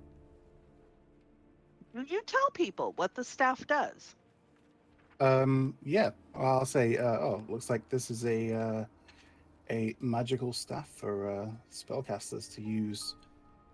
Do you some remember the message I cold-based sent you spells. earlier?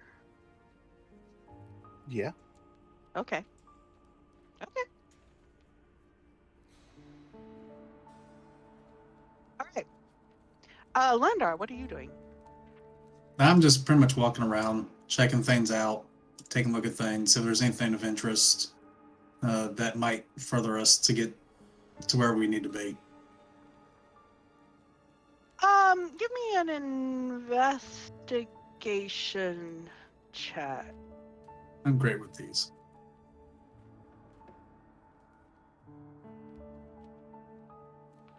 You are really great with these. You know what? You found what you thought was a carving, but it's actually just a beam that was broken off in all the rubble. Nope, doesn't look like much else is here. I'm gonna start walking towards some sort of exit because, yeah, I'm hungry. Oh, that reminds me. Give me a Constitution save, please. All of us. No, just him. Yes, right. It's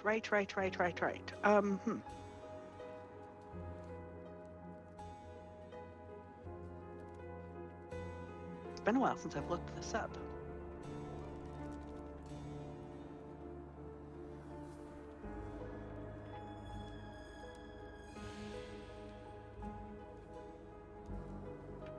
Here it is. Okay. You gain a level of exhaustion. Thought that's what it was. Okay. How are we doing here? On the way I guess out. before we. Go So ahead. before we go anywhere, Tally's is going to spend some time investigating around because she must have been up here for something other than just the view. Kira would also like to investigate, please. So with Kira's passive investigation, I have dragon up, so I can't roll less than a 10 too, if that helps. Or 11. yeah. No. It looks to you like she was settling in. To Kira, it looks like she was sort of settling in. She was moving things to sort of clear herself some space that she was going to set up space, which is actually what she said. You can give me an investigation roll, Tallies. Good thing. I'll use my inspiration as well. Okay.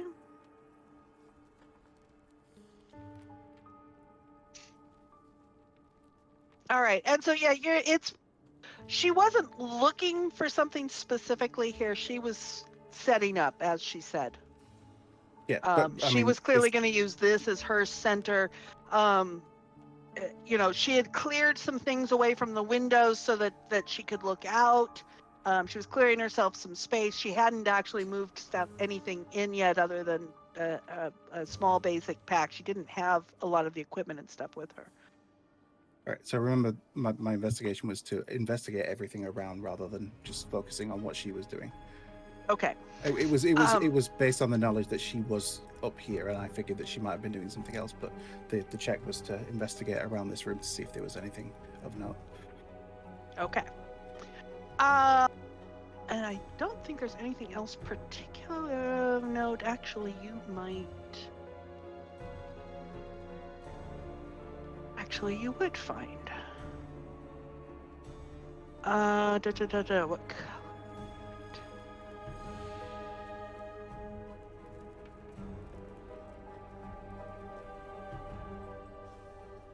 No. And you would know what this is. You do find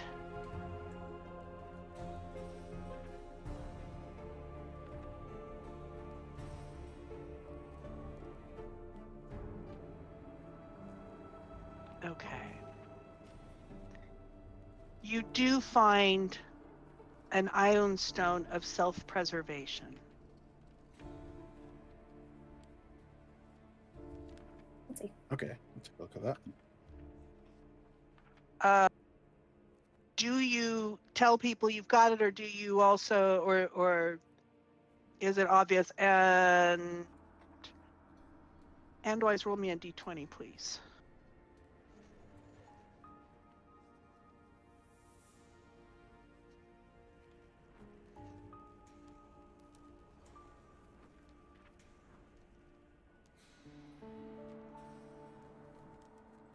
Do you try to hide it? I mean, it's clear that I'm looking around. I might find the stone, but I would imagine that I'd need to take a closer look at it to figure out what it does anyway. Okay.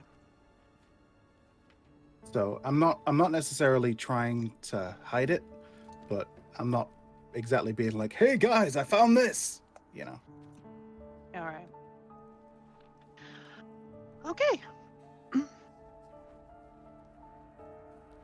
Anything else you guys are doing here or focusing on? Go ahead. Yeah, I'll give it another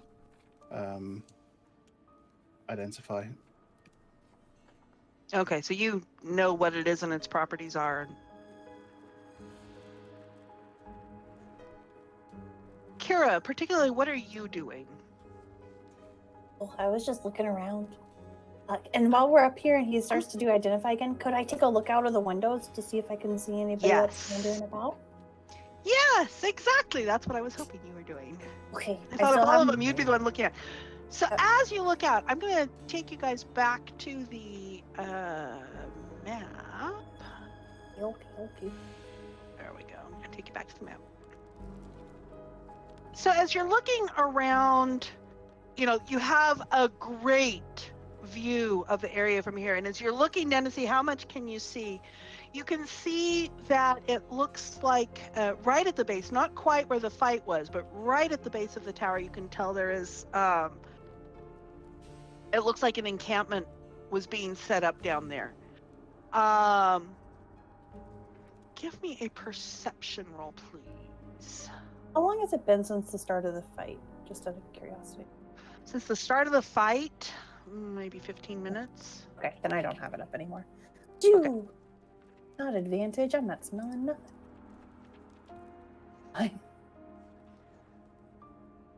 It's like, weird. oh, look, you can see it. Oh, it looks like a little model village that was built down there. And it was so cute. It's so cute down there. And I got kind of distracted. It's like, wow, and look at the great view. This is all very cool. No, if it wasn't for all this murder and stuff, this would be a really cool vacation.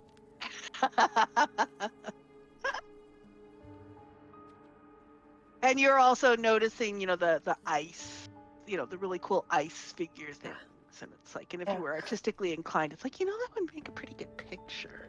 Yeah. Just out of curiosity, the people who are freezing once they die, are they freezing ice or are they starting to freeze into stone? Ice. Ice. Okay. And particularly where you're looking at Avarice, who's here, yeah, she froze into ice. Okay. All right. All right. What else are you guys doing? Even. Yeah, leaving the tower. All right. How are you leaving the tower? The rope ladder that Andwise had put up. Climbing down the rope. All right. So give me, as you descend the rope, each of you that is going down the rope, give me an athletics check, and let's see how easily you get down. What is this? Azatoth makes it, Landar makes it like this is easy, nothing. Yeah, sure, we're going down. You don't even have any rope arms. Holly's, you come out with your hands kind of ow, and you kind of thud a little undignifiedly at the bottom. Oh, Kira. and then dive out of the way before. So, Kira, you thought you had a grasp of this rope, but as soon as you put yourself down, it's like, oh, that kind of hurts, and you let go of the rope and you drop 30 feet. In response, Andwise and Andrew are both going to just jump while Andwise casts that, and I will catch Kira. Oh, thank you. That spell. It's a yes, you will. Make a trunk noise like. And fortunately, nobody notices Tali's undignified because Kira has managed to distract from everything else. That's all right. So you're down on the roof of the tower. You're going to continue down and head out? Yeah. All right. And as you come out the bottom, you do see you do see that the camp was being made. You see what do we have here in way of classes? Well, Kira would notice that we had there's some dung of animal droppings, and you can see in some of the areas there's some kind of looks like grains and stuff for food. There seem to be provisions for some animals here. Wow. And they had kind of set up. It looks like the setup. So you saw 7 bodies. Mhm. This looks like a setup maybe for like 30 people. That's a lot. Wait, okay. I think that there are like 20 more people out here. 20? We see any nearby? You don't see or hear any nearby. Okay. What are others doing? We have food around? Do you like oatmeal? There's oats for the animals. Yep, I like oatmeal just fine. Food is food right now. And it does look like there's some butchering supplies and all. You aren't seeing the animals at the moment. Actually, give me a perception check. Landar. Oh. Yeah, I'm great today. Actually, there would be some food stores. But there's some of the dried goods and stuff in it. But it looks like they were setting up in order to also have animals for fresh meat and stuff there. Okay. Anything else you're doing right here at the base of the spire?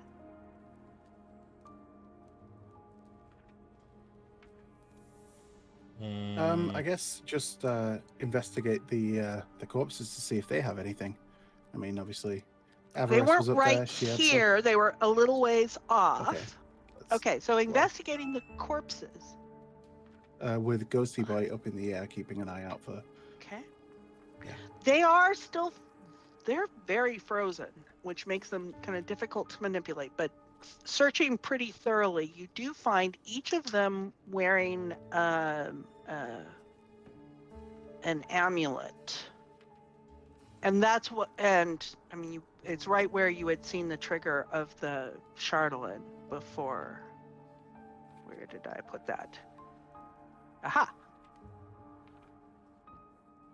That looks like this. Ooh. What is this symbol? It's a sword. It's pretty. Yeah. Is it magical? I believe that the amulet is made of the cursed Chatelaine, same as the wand. Oh, what if we... And I point towards where Kira is, and then point to the amulet. I'll need to Yeah. poke it. Poke it?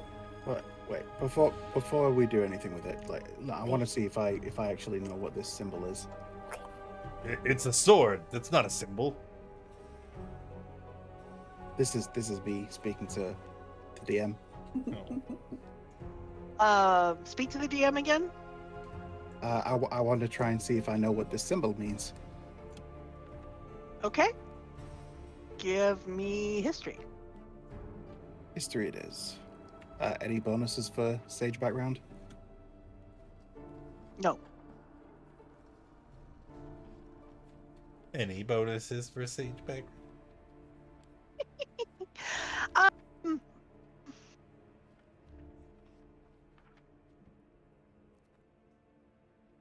you don't notice any particular actually give me an arcana check with that.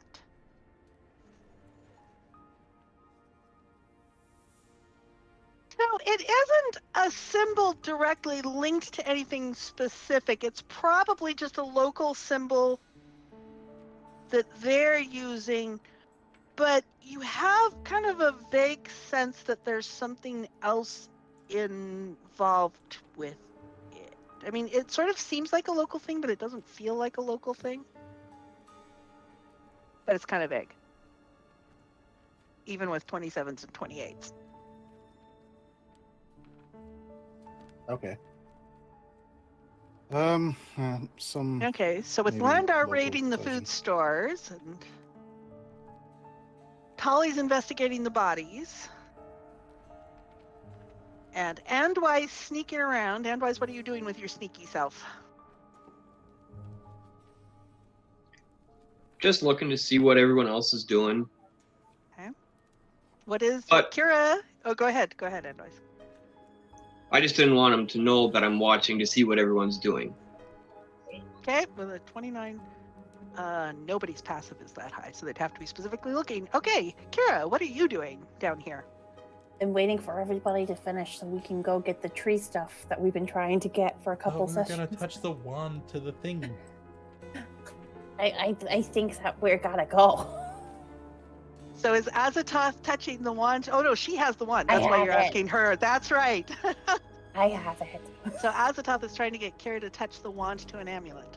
And I get a Netherese oak wand. You can have this one back and you can touch whatever you want with it.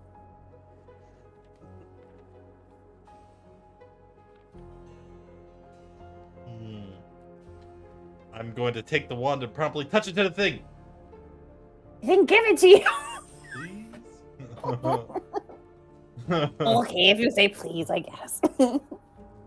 When I grab the wand again, I don't know if it will or will not, but I will promptly try to bonk somebody with it. Probably Tolly. He's closest. You don't feel the urge this time, no. Doing it anyway. Bonk. Okay. Who are you bonking? I mean, Kira's closest. Tolly's Can't is be right. bothered to He's the load one with the again. amulet. So you're gonna. Are you actually holding an amulet, Tully's? I'm not I mean, holding yeah, it. maybe no. because I- you I had could one see in your the hand to symbol. look at it, yeah. Oh my god. Well, yeah, but I wouldn't need to hold it to do that. Like, Yeah. I know that cursed Chardelaine's dangerous, so I'm not going to just be like picking it up and saying, "What does it do?" You know. Like, Tally's is a smart man. What? How dare you? Okay, so Azatoth, Uh, what are I- you doing with I that? wanna- Are you I actually wanna- going to try and get it in? And Yeah. all of those have them, so you can find another one that has it. I mean, Yeah. So I'm gonna go get the thing another is, one. it's there. If he's gonna, Okay. But- if he's still gonna bunk me on the head, that's We fine. don't know anything Nothing about what happens. these things do. Okay, cool. Oh, nothing. Well, then I We have a wanna pretty necklace. We want to prestidigitation stuff. I don't know that spell. Looks at Talis. Are you Do we want taking- prestidigitation stuff? Are you taking one of the amulets? Yeah. Azatoth? It befits someone of my stature. It does. Okay, Landar, what are you doing? I just been gathering food. You're still gathering food. I'm not Okay, even you're paying at- attention to the rest of them. I'm just So gathering there's food. enough rations here for like 30 people, and you're trying to figure out how much of it you can fit into the bags and other bags, and how much of it can you carry is what you're doing. Yes. Okay. And how much I can eat at the same time while I'm figuring this out. Right. See if I can polymorph you into a giant hamster so you can just stuff it all in your cheeks. So durable, get more room. Yeah. Yeah, Alright. do we want to try prestidigitation everywhere we go just to see if it meant anything? No. No. No, I think it's just a notice of like, please keep the place tidy. As a general notice, not like an instruction for some magical ritual. Okay. All right. So tell me where you're going. The next tower. I mean, are you just going to bypass everything, or do you want to know, does anything catch your eye on your way over to the Arboretum, or? Want to go to the Arboretum because I prepared blight What's today. what's this red thing down here? No! I mean, it's on the way. Glowing. Yeah, we do have to Yeah, pass. so move the party token and tell me where you're going. It is on the way. Let's just take a quick peek inside. Right. So you head over that way. You find this you come up this building here. And this is a fairly large, imposing building. And yes, it has red right there in front of it, but it also has a portcullis over, it's kind of a skew though, on a 40-foot wide, 30-foot high archway. Are you going to head in?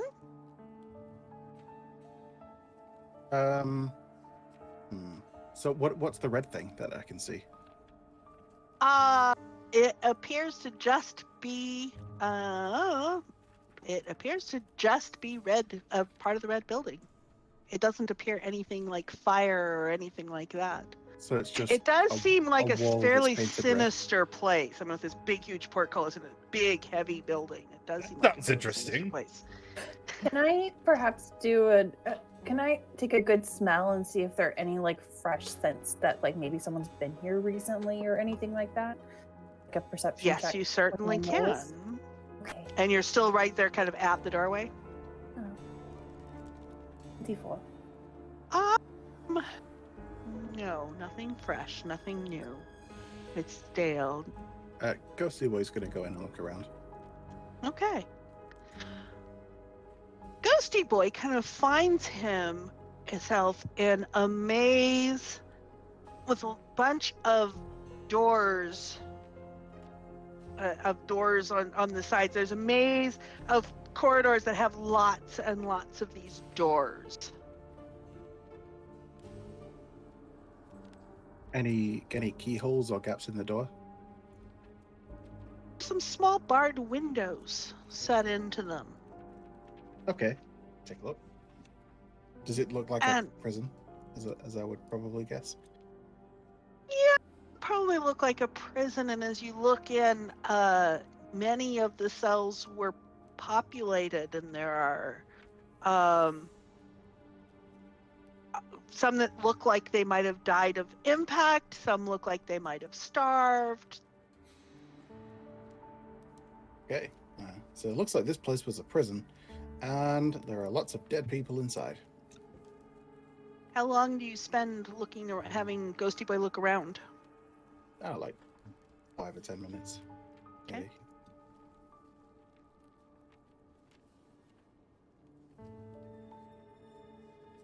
So yeah, I don't know. I don't know if there's going to be anything interesting in a prison, unless they keep whatever they confiscated from criminals there. But a place like this, it's likely they kept anything that they confiscated further away. Yeah, it sounds pretty boring. I think we go to the woods over there. Okay. I mean, we can head towards the Arboretum as we're going. Ghosty Boy's still going to continue to look around the place until he starts getting to a point where, like, the edge of our range is sort of getting up there, and he'll probably just come out at that point and come catch up. He's going to continue looking around within the prison.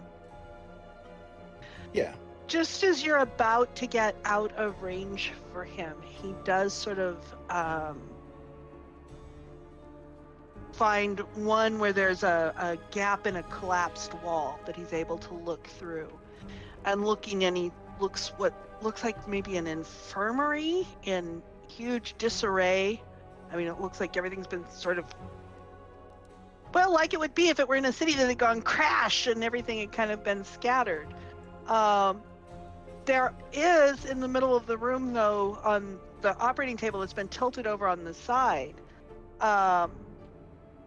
there are leather straps that are kind of they look like soft leather, but they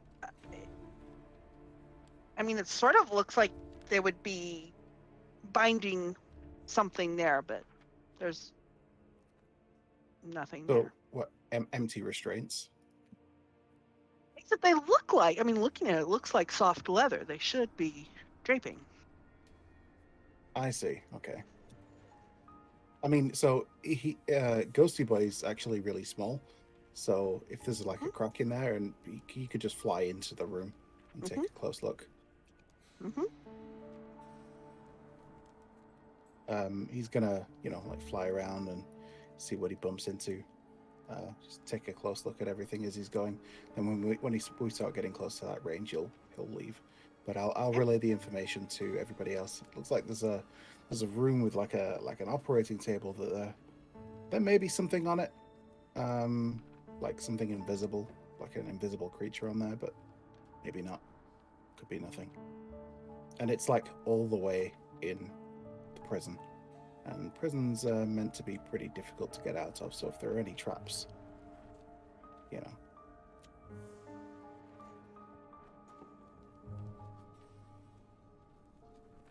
Okay.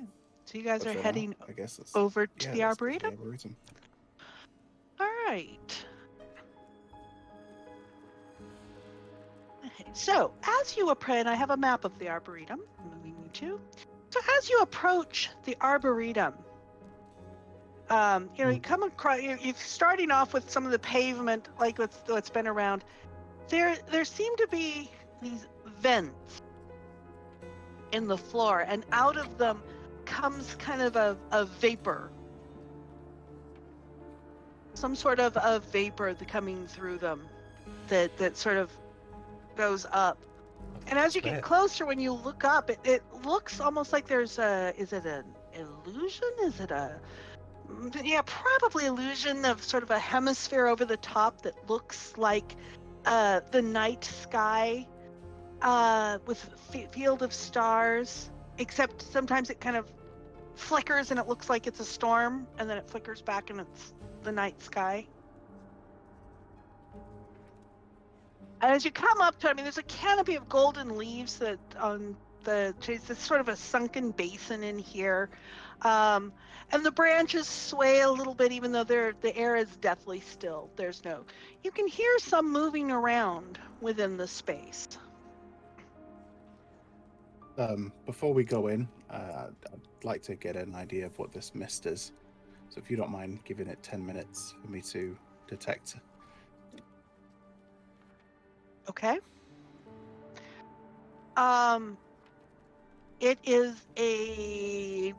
It's water vapor. And it goes up and it forms clouds. And now you notice that it keeps keeping this area in here kind of moist.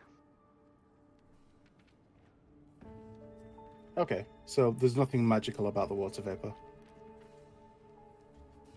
No, there doesn't seem to be. Okay. Well, looks like it's just water, and it's forming clouds. There'd probably be some magical process underneath that causes it to form clouds like it does, but there we go.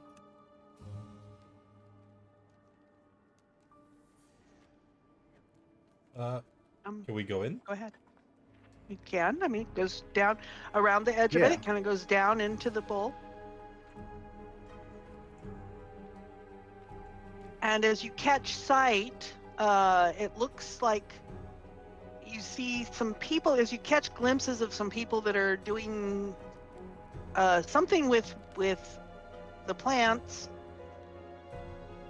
And how quiet or stealthy are you guys? Are you moving reasonably quietly? Are you just stomping in normally? I was going in normal. Yeah, I don't stealth. Ha. Okay. Andwise is hidden or trying to hide. Okay.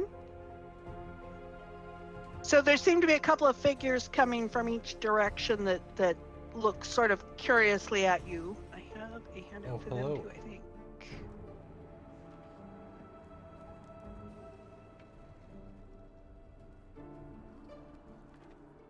There you go.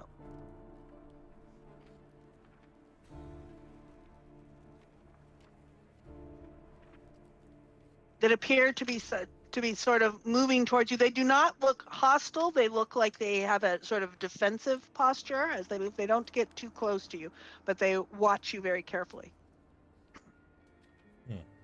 I'll try and say in the kind of broken Netherese that I can sort of speak. Greetings.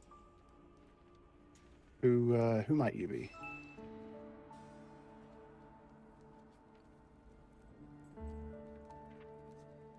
And there's sort of a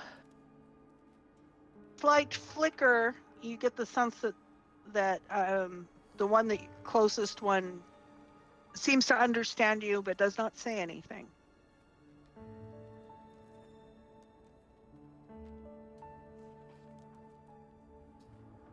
Mm-hmm. And it appears to be Okay. standing watchfully. I will ready an action. If it comes up to us and seems to become hostile, I'm gonna bash it. Of course. So, do any of these trees or bushes bear any fruit? None of the golden trees that you see right around you seem to. These bushes don't. You can't. The bushes that are being tended by the that look like they're being tended by gardeners. You can't tell if they have any fruit. Actually, are there pears here? Let me see. Don't eat the bears. You know what? There's got to be a couple of the pear trees here. There must be. So, yeah, you're gonna find a pear tree. Don't eat it. Awesome. Then I am going to. She doesn't know about the pears. That's right. Don't do it. I'm going to walk over and pick a pear. All right. And Of course see what you are. happens. Do you eat it now? No, I just want to pick a pear and then see what these other guys do. Okay. I guess I'm gonna move a little closer. Like again, no hostile actions or anything. And I'll try saying in common. You know, we're not here to mean any harm, but who are you guys? Are you like guardians of the Arboretum? Bear in mind, I do still have detect magic up, so anything within 30 feet that radiates magic, I should pick up. Let's see. Are these inherently magical?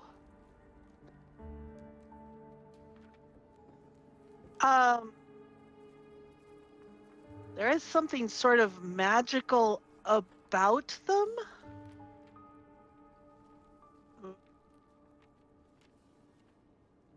Probably That's transmutation. cool. I mean, if they're not under the effect of any spells or anything like that, then They're not. magical Well, effects. there's something magical, sort of innate in their being. They don't seem Am to I- be wielding magic. Am I familiar with the type of being they are at all? Like, do they look like anything that I might have seen or come across or studied before? Give me a history check. And you read a book with advantage. I was about to say, because you were reading a book.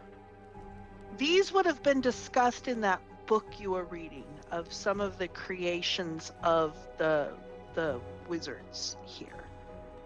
What would you know about them?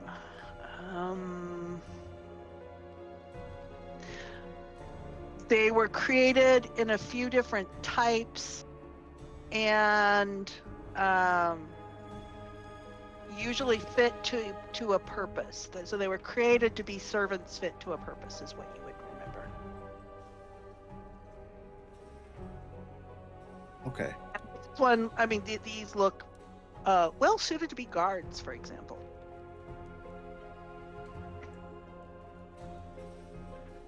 Do we see this big old tree with the face in the middle? You probably do. Go up to it? I'm a druid. I love a good old tree with a face on it. As you walk up to it, it appears to be sleeping. Oh, so cute.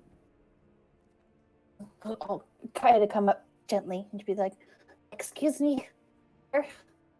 Adam? Good fellow?" And are you just doing this verbally? Yeah.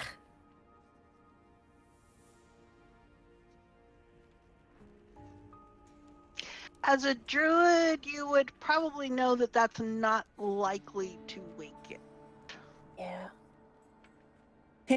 That's going to be like the rustling of leaves. Yeah. I was trying to be nice. I snort at him with my trunk.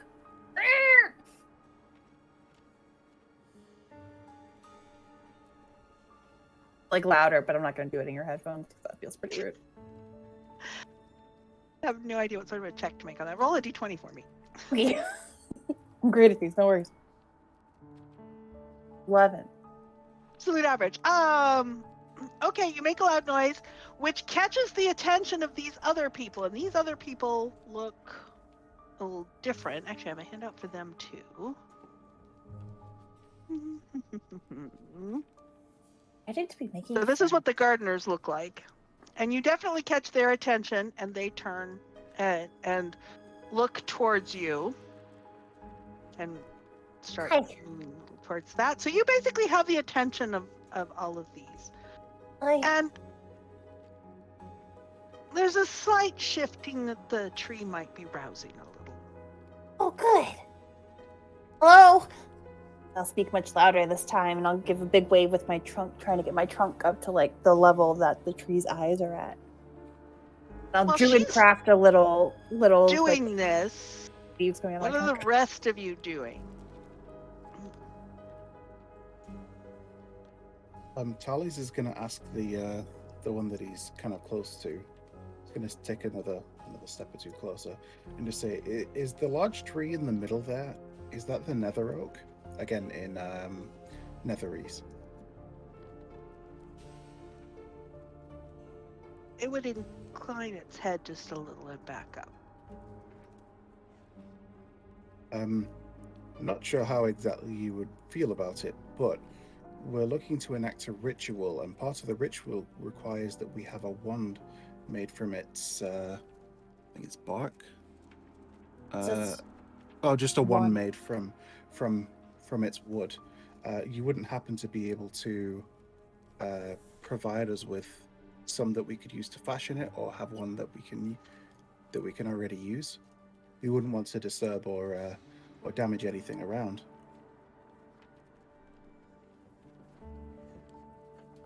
And it moves its head side to side. Landar, what kind of motion are you doing here? Or do you look So- like you are charging up to it that it might think aggressive?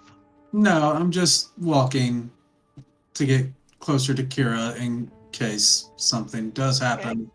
And the closer you get to it, the more, it focuses on you and it's in a more defensive stance. At this point, I now eat the pear. Ah, you eat the pear. Okay, so The pears are gross.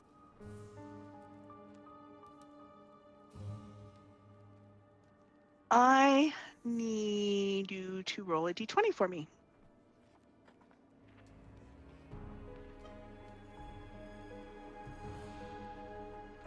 A 12. A 12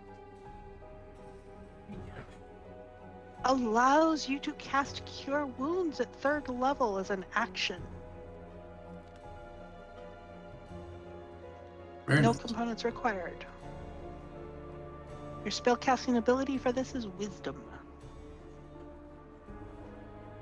What I miss? Well, so Kira is making loud noises trying to talk to the tree and has gotten the attention of everything in the area. Oh, Landar went strolling up to one of these guards and ate a pear right in his face. Landar, no, that was Landar, sorry, Tallies is trying to talk to one of the guards.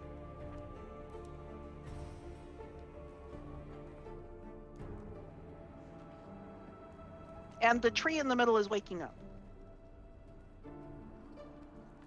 So what is Azathoth paying attention to? It's still just very, very uneasy with the general vibe here. A giant tree, strange magic-y guards walking around. I'm holding my weapon and watching as the rest of the party advances. Tallies will say to the party, so the tree in the middle is the nether oak, which is what we need for the one, but it's waking up, and if we can try and get some of its bark without alerting these, because these people seem to be like guardians of the place, if we can avoid fighting them, that'd be probably be for the best. I mean, I've no doubt that we'd win, but save resources and whatnot if we can avoid fighting. If not, then whatever. But if the tree is waking up, maybe if it's intelligent, we can speak to it and see if we can just get a branch from its boughs and fashion it into a wand. And that solves that ticks the box of the checklist of the list of things that we need to do. But Tallies is going to start heading over towards the tree. Okay. Why? He's just waking up. Okay. And as you hear a loud, sort of booming voice.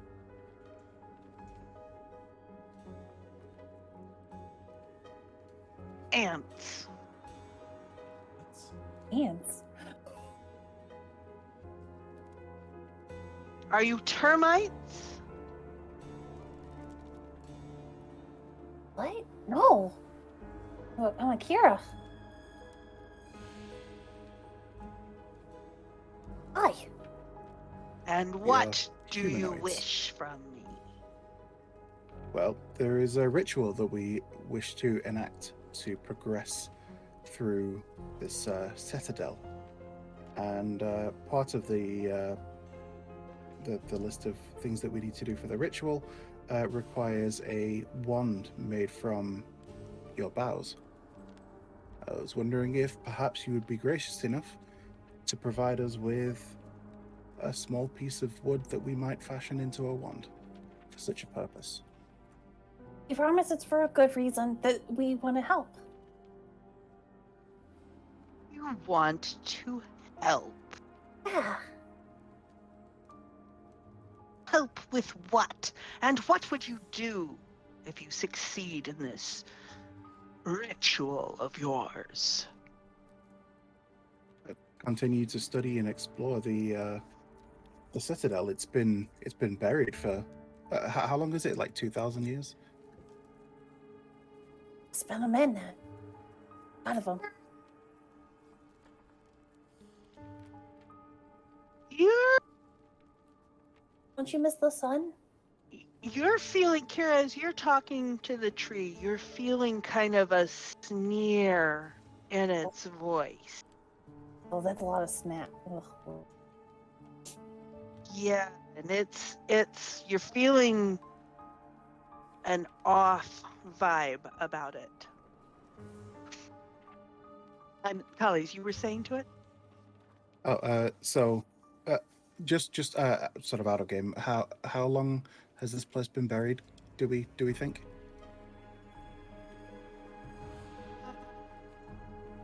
What would Like a Nolan rough have guess. told you? I'd say Kira knows. I do not.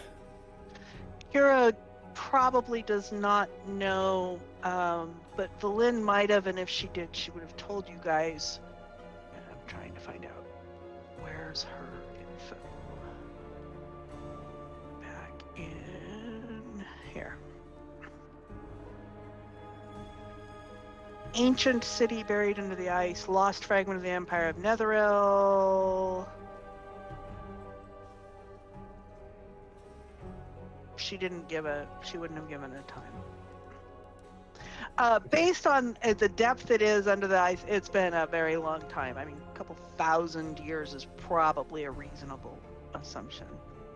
Okay, so in answer to the tree's question, then, if we complete the ritual, it'll allow us to progress and study the citadel more and find out, more about the ancient Netherese. And I mean, this citadel's been buried for thousands of years.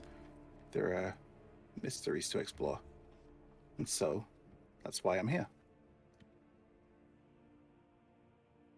And what would you do if you conquer these mysteries? Honestly, it depends on what the mysteries are and what they reveal. I couldn't say for sure one way or the other without knowing what they are. After all, plans change in the light of new information.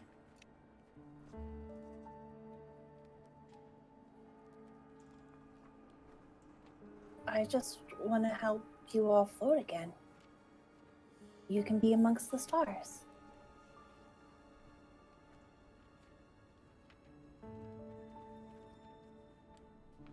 And Kira, you get a sense that the more wistful you are, Yeah. the more he sneers at you. I get that a lot. It's Okay? Handwise, Azathoth?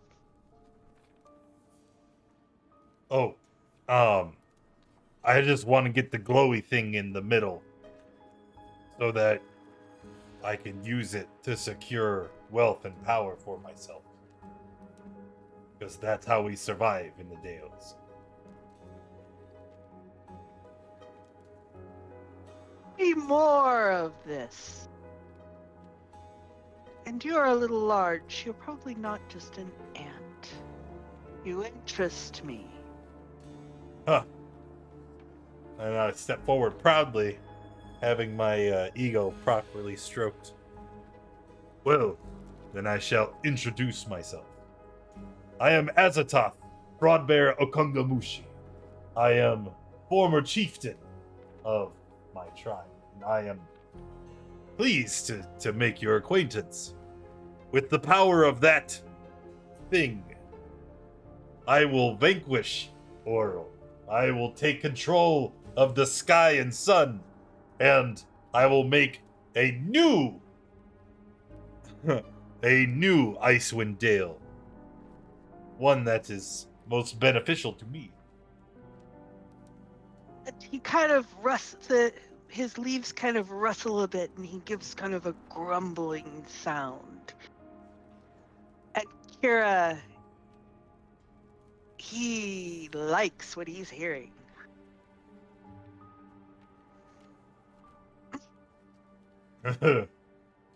Yes, you like that? Does that please you?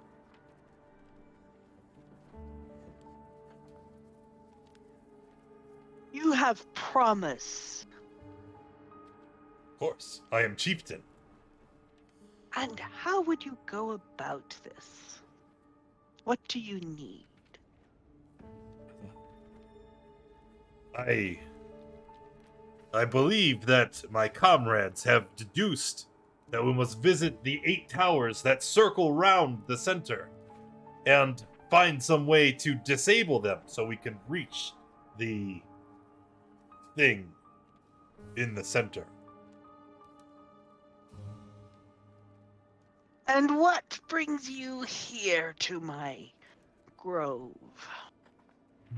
I followed him, and I point to Thales. I don't know why we came here, to be honest. We were supposed to go to the tower, and they said, hey, let's go over here. And I said, well, why the hell not? There might be something for us to fight and conquer. Do you wish to fight and conquer? Oh, Ollie. Always. It is how I prove my lineage, my right as chieftain of my tribe. Through strength, through sport. And if you wish to test me, I am happy to accommodate.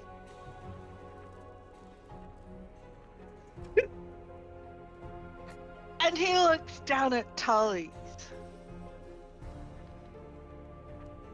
So why did you lead him here? As I said before, the ritual that we need to gain more access to the tower requires a wand made from the boughs of your wood. And what would you do with this? Enact the ritual. Yes, but what would you do with the power? Ah. Well, with the knowledge that I gain, I could, of course, be one of the most foremost experts of all knowledge regarding the Netherese, and with the power that they have here, it would be a simple thing for me to travel even further and gather any knowledge that belongs to those that hide it away and who've disappeared from time. What would you do with this knowledge? For me, the knowledge is the reason. It's not a means to an end. The knowledge is the end.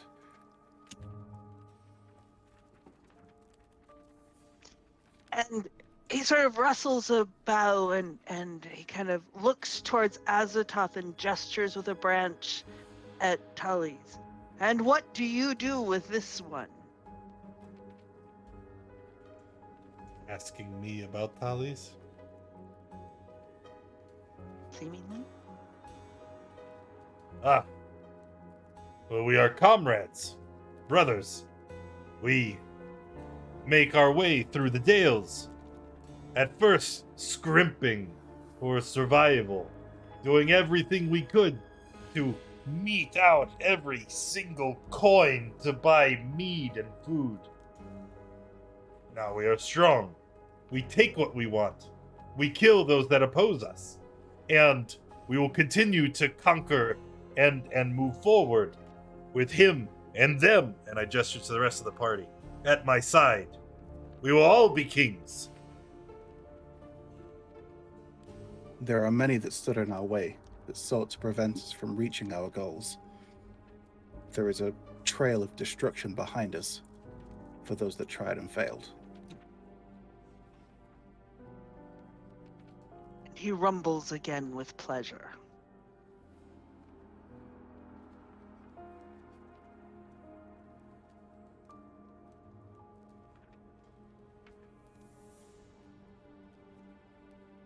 Very well, and he seems to settle back in. He's lost interest and he seems to be heading back towards sleep. Oh, okay. Wait, I thought you were going to help us.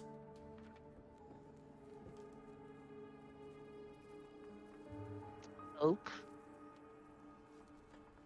Will you You are provide weak enough. You need some help. wood?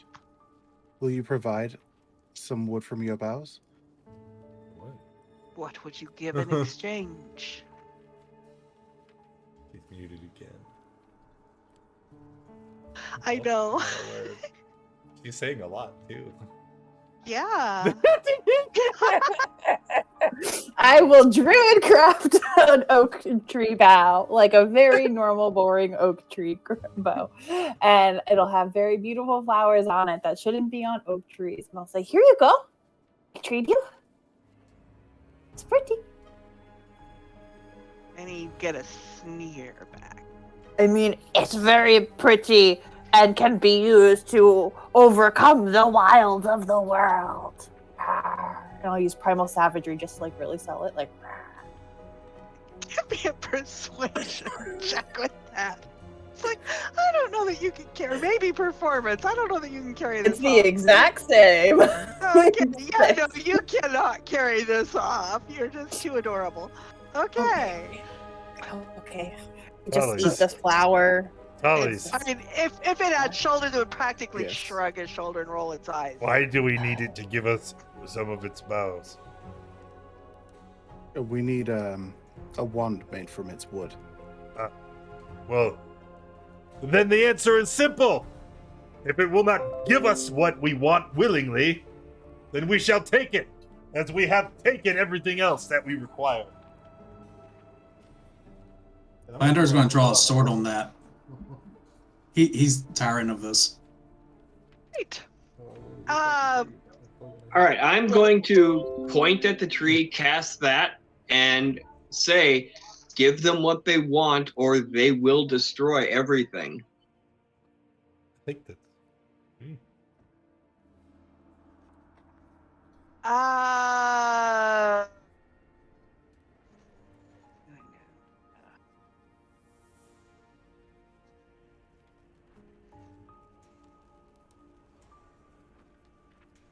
Yeah, no, it is so as you say this and they're going to destroy everything, it starts grumbling in anger as it loosens its roots. Look what you did. You and you alone. Roll initiative. When I when ate you- it. when you That's say- how. when you say that it starts loosening its roots, Tolly's is going to try to move back. I don't know how far you'll allow him to move, or if at all, but he's gonna, because obviously he stood right up like in front of Well, the tree and right you're now. kind of knocked back a little bit as the roots kind of let's see here. There, as the roots kind of erupt. Okay, Okay, so Let's it's get not knocked back to there. combat No, stuff. combat stuff. This combat stuff. The druid's gonna cast blight on a tree. Oh no. All right, combat-y stuff. Let's see here. Do we have everybody in there? I am actually going to give a separate for these guys.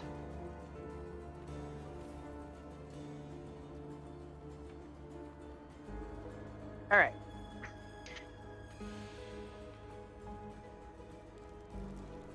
Do they go first? Wait. You get Really? to choose. When there's a tie, DM chooses if it's. Yeah. It's like, wow. Yeah. Oh, I have 12 I'm decks. going Go to for it. I am going to allow Kira to go first. Oh, okay, that's cool. I knew what I was gonna do. That sounds great. I am going to. You don't know. I'm gonna use my bonus action to cast that's- Guardian of Nature, and then I'm gonna use the Great Tree form.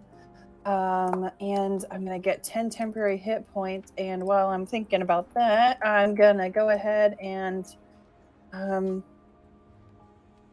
use my action to take a produce flame and shoot it out of my trunk and straight at the Netherese guy. And I'm gonna do it at an advantage because I'm using Which wisdom. Netherese guy? The big one who was super mean to me for no reason. Oh, the tree.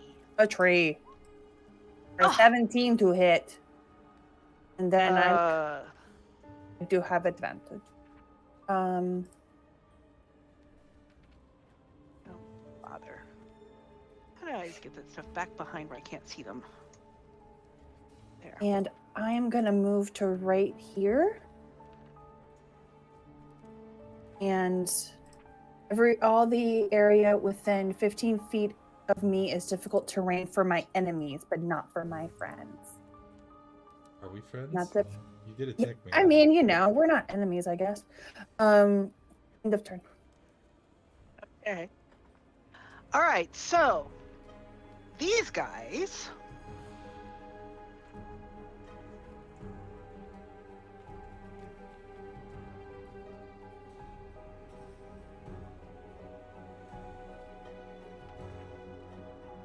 All right. I need where is it? But did the 17 hit the tree? Yes, it actually did. Just thank you. Yeah. I am totally not distracted. Okay.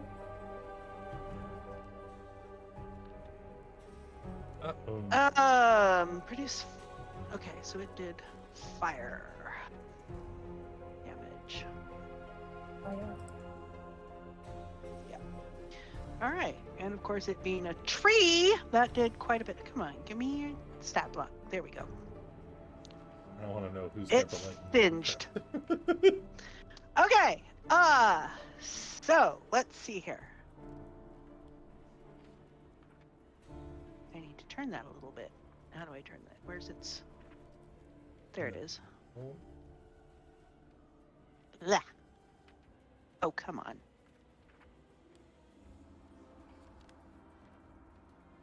Nope, not that far.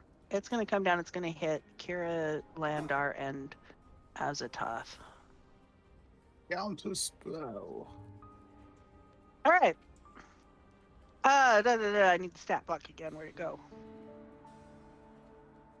There it is. All right.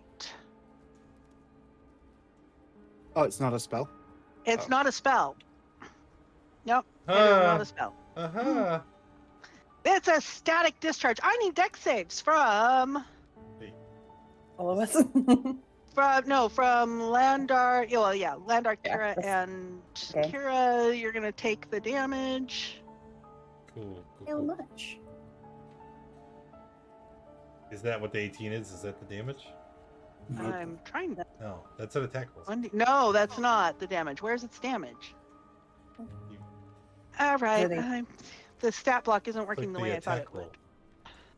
It's okay. Because it 25. rolled an attack. It's okay. Okay. Oh, it's DC 14. Oh, I rolled a 5. Yeah, it's a DC 14. Okay. Oh. There we go. 12 lightning damage. Taking 12 lightning. Half as much if you saved. Wait, so you're using the second number? Oh, you know, you're right. I'm using the first number since you rolled it for me. Right, I'm going to use my reaction to I'm absorb totally elements then. using that first number that you rolled for me, definitely. All right, so it lets off a static discharge at the three of them. Okay. These two are going to move up here this way, and they're going to give me. All right, they're going to be moving up. They're going to start moving towards you. This one is going to get up to the clone and is going to use a shocking touch on the clone. An 8 will miss the clone. That one did its. This one is going to come up and is going to attack Ander. That's the other one. With his sword. I assume the 21 hits. Meter beat. Gracie's 21. So that will hit. So she takes the 4 slashing damage. These are moving up. They don't attack yet this turn. And the bushes that they were tending are also moving up. All right. The things that erupted from the roots are going to come up and congregate around Tollies, and Tollies is going to take some attacks. Come on, gimme. Actually, they're not going to get quite up to them. One of them is right up next to you and claws at you. The other 3 are not quite up to you, I'll and use a none of them are going to reaction to hit. cast shield And shield, I presume, because one of them gets you above. hit really. So does Yeah, the because my 21 AC hit? is 21. No, my AC is 25 with shield. Okay. All right, that's them. And the tree himself is angry and is going to lash out in anger, and he is going to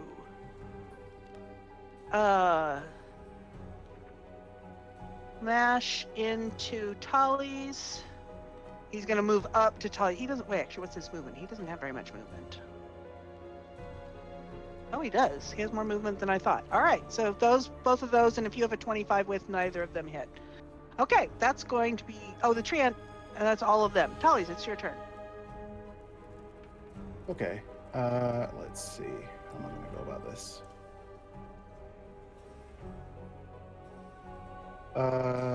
Yeah, Tallies is going to move.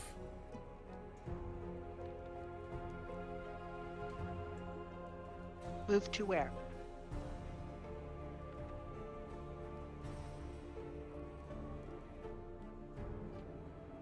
Well, hang on. Let me just position something. Okay.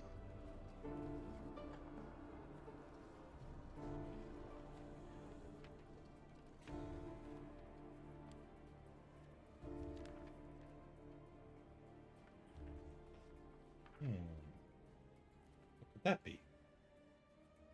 Gosh, I don't know. And this was before you move? Oh, lordy, how many dex saves do I need to do here?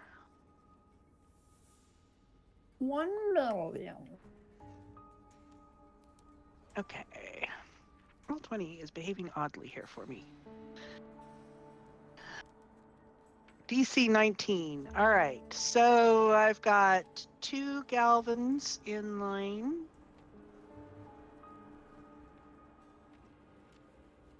Wow. They're both going to pass and take half. I don't think the needle 17. blights can survive even half damage. Let's see here. Too bad. Oh, come on, move out of the way so I can get to that needle blight. Yeah, no, the needle blights can't even take half damage. So the needle blights that are in the way are poofed. All right, dex save for this guy. Yeah, and he takes twice. That is a very damaging spell for him. Okay, and this guy is going to take double as well, and I'm sure he's not going to pass. Come on, give me your sheet.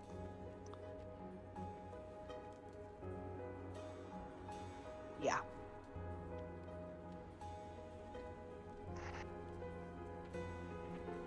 There you go. All right, so we've got fire and the stuff crackling around here, and I think that is all of them, which kind of cleared the field there. The needle blight didn't Tallies even is get gonna- off an op attack. No fair. Tallies is going to move back after that, and that'll be his. Actually, I'll use my bonus action to resummon Ghosty Boy over here. Okay. Actually, resummon Ghosty Boy here. Yeah. Okay. And wise. All right, we're going to take a couple of shots at the tree.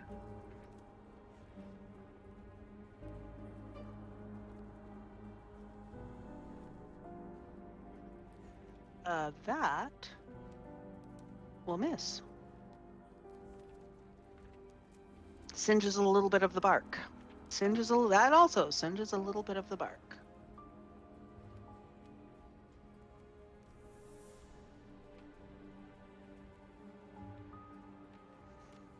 Okay, so those are both misses. All right, then Ander is going to swing at the one standing next to her. Okay. And I'm going to use the Unleashed Incarnation. So the clone will also attack the one right next to the clone. And the First one. clone is okay. There's the clone. Right. Yep. The first one's at the one next to Ander.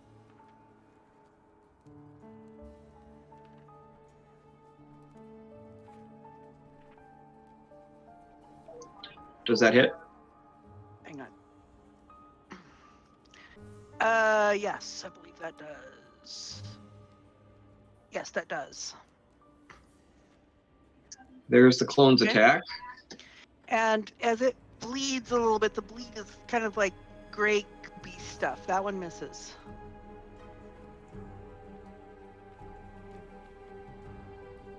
All right, she's gonna signal Andwise, who will take a sharpshooter at the tree again.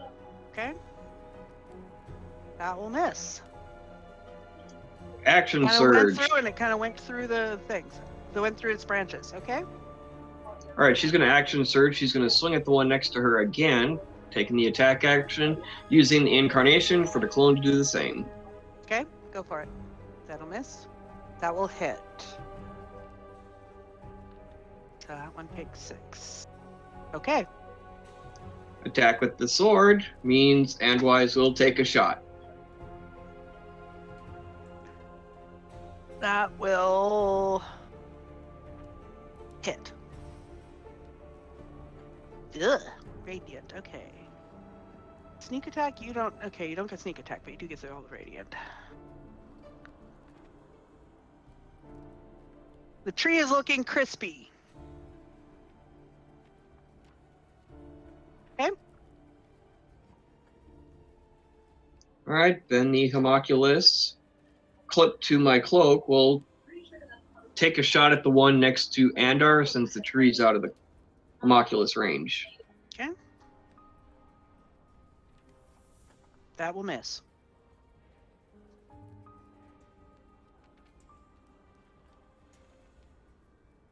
And I don't think your little dragon's out, so I think that's everything. Yep, that's what I'm looking. I'm looking to see if I had a bonus action, but not one that I want to use right now. So. Okay. Azathoth. All right. Just gonna run towards the tree and I'm gonna smack it. Okay. Smack away. Yep. So disadvantage. 13 misses. Misses. 10 misses. Yep. Knocks off a little bit of Action bark. surge. Okay. Damn it. Yeah. Come on. Wow. What is this? Already. We're the average party today. As this We are grumbles aggressively at average, you. yeah. So I've had 2 nat 20s. Both were for things that did not matter. And then everything else has been below a 10. Do be how it goes. Yep, it's like this. Anything else? No, that's it. Landar. All right. Push my way up to here to get to this guy. Okay. And doing a few strikes with his short sword. Okay, that definitely hits. Followed by a That fist. also hits. And then another unarmed strike.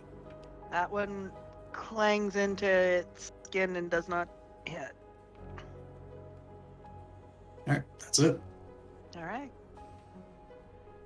Kira.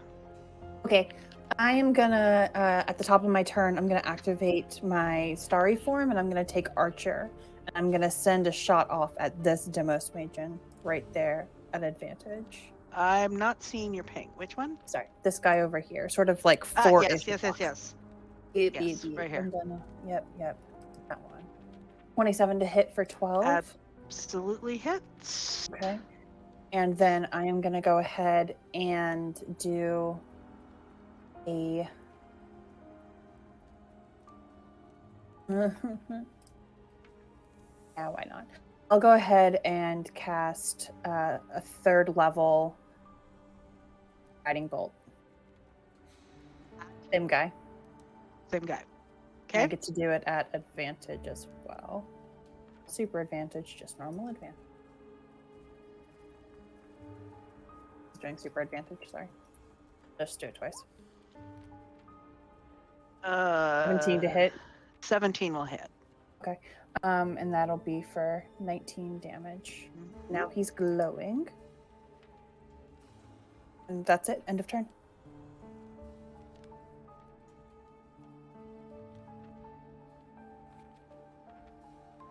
Ah, good point. Thank you.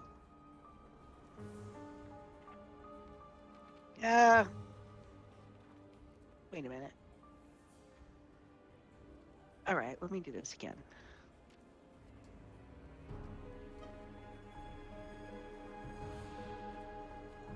Save that. Okay, now. Thank you. I had forgotten that point. Okay. Anything else, Kara? That's it. Alrighty. So, I don't know why it skipped past the Galvin Mages. It wasn't supposed to. So they are going to come up with the bushes. This one here is going to attack Landar. And this one is going to come up along with this one. These two are going to attack Ander. This one is going to come up here. That goes with the tree. That one's going to come up to... Those two are going to come up to there. All right, so what have I got? I have got on the Galvins... Okay, so this first attack is against Landar. And it's 2 attacks, so these are both against Landar? Yep, they both hit. Both hit. All right, the next 2 attacks are against Ander. And we're getting zaps of lightning here. I think that second one hits. Second one hits. Okay. We have 2 of these guys up against Azatoth. Thank you. So 4 attacks against Azatoth. 2 hit. All right, and then the next 2 sword attacks are going to be against Ander. The second one hits. And then the next 2 are against Tali. The 21 will hit. Okay. And then we get to the tree ant's turn, and as all of this chaos is erupting here, the tree shouts out, "Enough!" Oops, I didn't catch that one. And he rumbles away. He rumbles, and everything, the others, all of the other combatants here, fall still.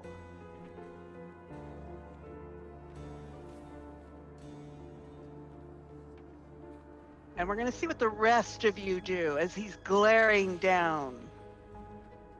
Will you give us the branch? Give me either persuasion or intimidation, whichever you wish. Oh, yes. Obviously, I will persuasion. Because, I don't know if you know this. I have expertise in persuasion, but it's never came up because I don't ever get to persuade. So, what's... Nice. Give it to me! He looks down approvingly at Azatoth. You do seem worthy. And a branch drops at your feet. I'll pick it up. And that's where we're going to call it tonight. All right. Well, you heard the boss. That's going to be it for today. Thank you all for coming and hanging out. I appreciate you being here. If you enjoyed the stream, make sure you hit that follow button. If you haven't already, join us in the Discord. That's where you need to be if you want to get involved in a game yourself. And I will see you hopefully tomorrow for the continuation of Out of the Abyss. Bye, everyone.